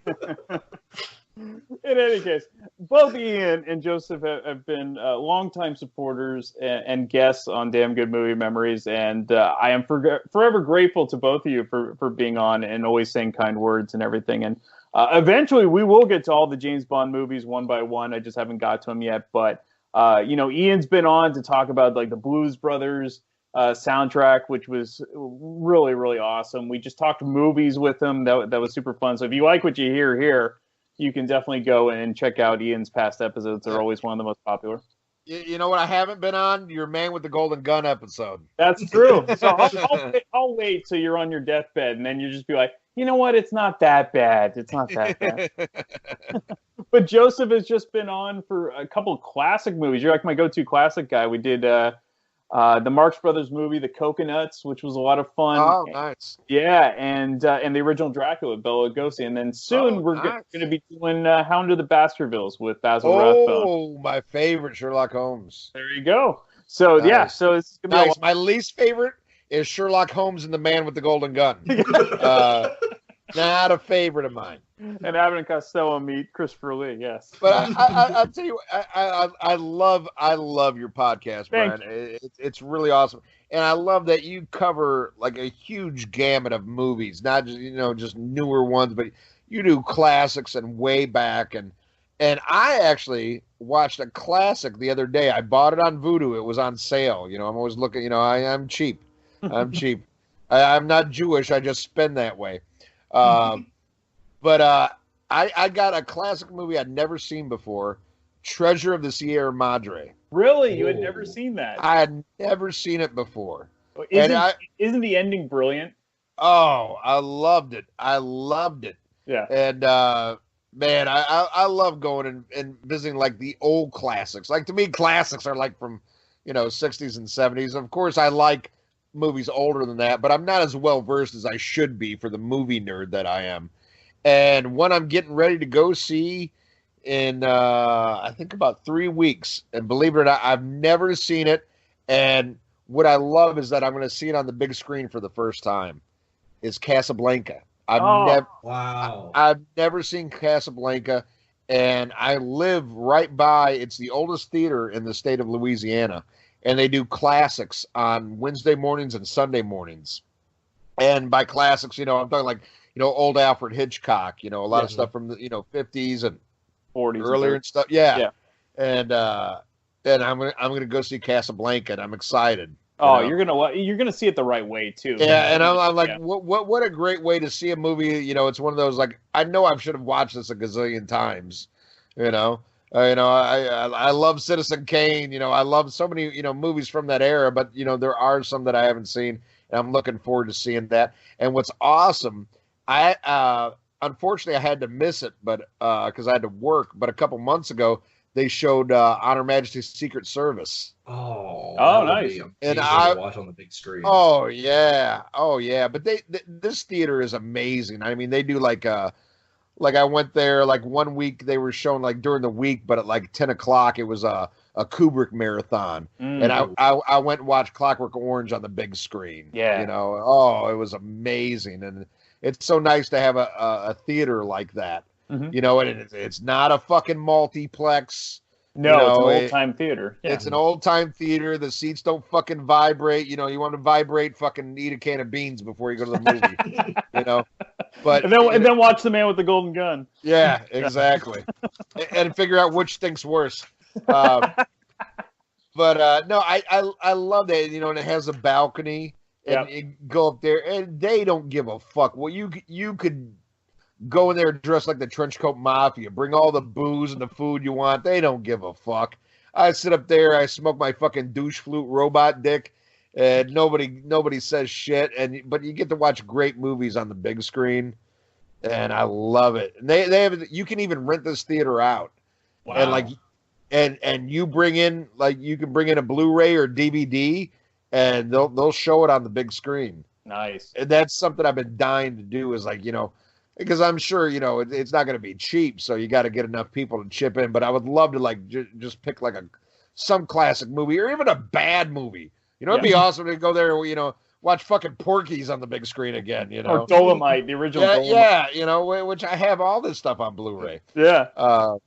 But yeah, I love that you can do that. Seeing shit on the big screen is the way to go. Yep. And movies are important, man. We all love movies, and besides music, movies is my number one passion, and that's why I couldn't wait to guest on this. So thank you so much, Joseph, and I hope this show finds an audience, man, because it deserves it. I think we did a fun show, and man, if they can sit through all this, are you going to do it all in one, or is this going to be a two-parter? No, I'm going to break it up into a couple parts, just to make it a little bit more palatable for people. All right, like part 1, part 2, and then Man with the Golden Gun. Yep. Yeah. Exactly. Great. I mean, Jesus Christ, a Greek bitch could get her own episode if you edited it right. That's the blooper reel. Every time Ian says Greek bitch. Yeah. Everybody you'll drink. Yeah. Oh, they'd be dead by the time we get to the end of this. We do have a theater here in the Bay Area. It's like one of the oldest theaters on University Avenue in Palo Alto. It's called the Stanford Theater, and they've been around since the early 1900s. And they keep it going, like it's restored and everything, but it is that old time theater. And I've seen. Back when I was a teenager, I saw all of these classic films like this, Treasure of Sierra Madre and Casablanca and everything. And they have the real time, like organ player, during silent movies, he'll play. Oh, nice. It's perfect. It is totally, you go back to that feel. Everything is $5, $7 to get into the theater. They always play double features. The popcorn is no more expensive than $4. Like everything is made. Oh, wow, that's not nice. Make money, but just to cover their costs. Right. And David Packard from Hewlett Packard, his son, I think, is the one that keeps it open. Like it's his little his foundation that keeps it open, and it's awesome. Just all for film preservation. And so, if you're ever in the Bay Area and you're near Stanford or something like that, definitely go check it out because they're always playing movies. It's really the way to go. Yeah, my local theater does something very similar. Like I've seen a lot of movies. I live in Gettysburg, so a lot of Civil War movies. Yeah. But also I've seen The Wizard of Oz at this theater, and it's an old time theater. Yeah. I saw, of all things to see at an old time theater, I saw Smokey and the Bandit. Nice. And that was great. But seeing a lot of these similar old films, I'm glad that a lot of these theaters are keeping up with things like that and keeping the sort of film preservation alive, and people that are interested in seeing these old movies. Because I couldn't believe people that are younger than me that were seeing some of these movies in the theaters, and I think it's really great that people even younger than me are really into these older films. Well, it's one way to get people into theaters now because you're going to at least see something good. Yeah. You're probably not going to play an arm and a leg part. Plus, if they go show Smokey and Bandit 3, you can see Ralph. Yeah. So, yeah. Yeah. In his crocus shirt. Yeah. No, Well, thank you, Joseph. This has been awesome. Yeah, thank you guys so much for being on. So yeah, everyone go and check, once you're done listening to this, go and check out the Rock Metal Combat podcast with Ian and Ralph, and check out Damn Good Movie Memories, with Brian. And I think that you guys will enjoy both of their shows. They both offer a real in-depth look at both music and movies. I think that you'll enjoy both of them. They're hilarious, and they get really informative about what they're talking about. So thank you guys both for being on, and I hope you guys enjoyed. Thank you.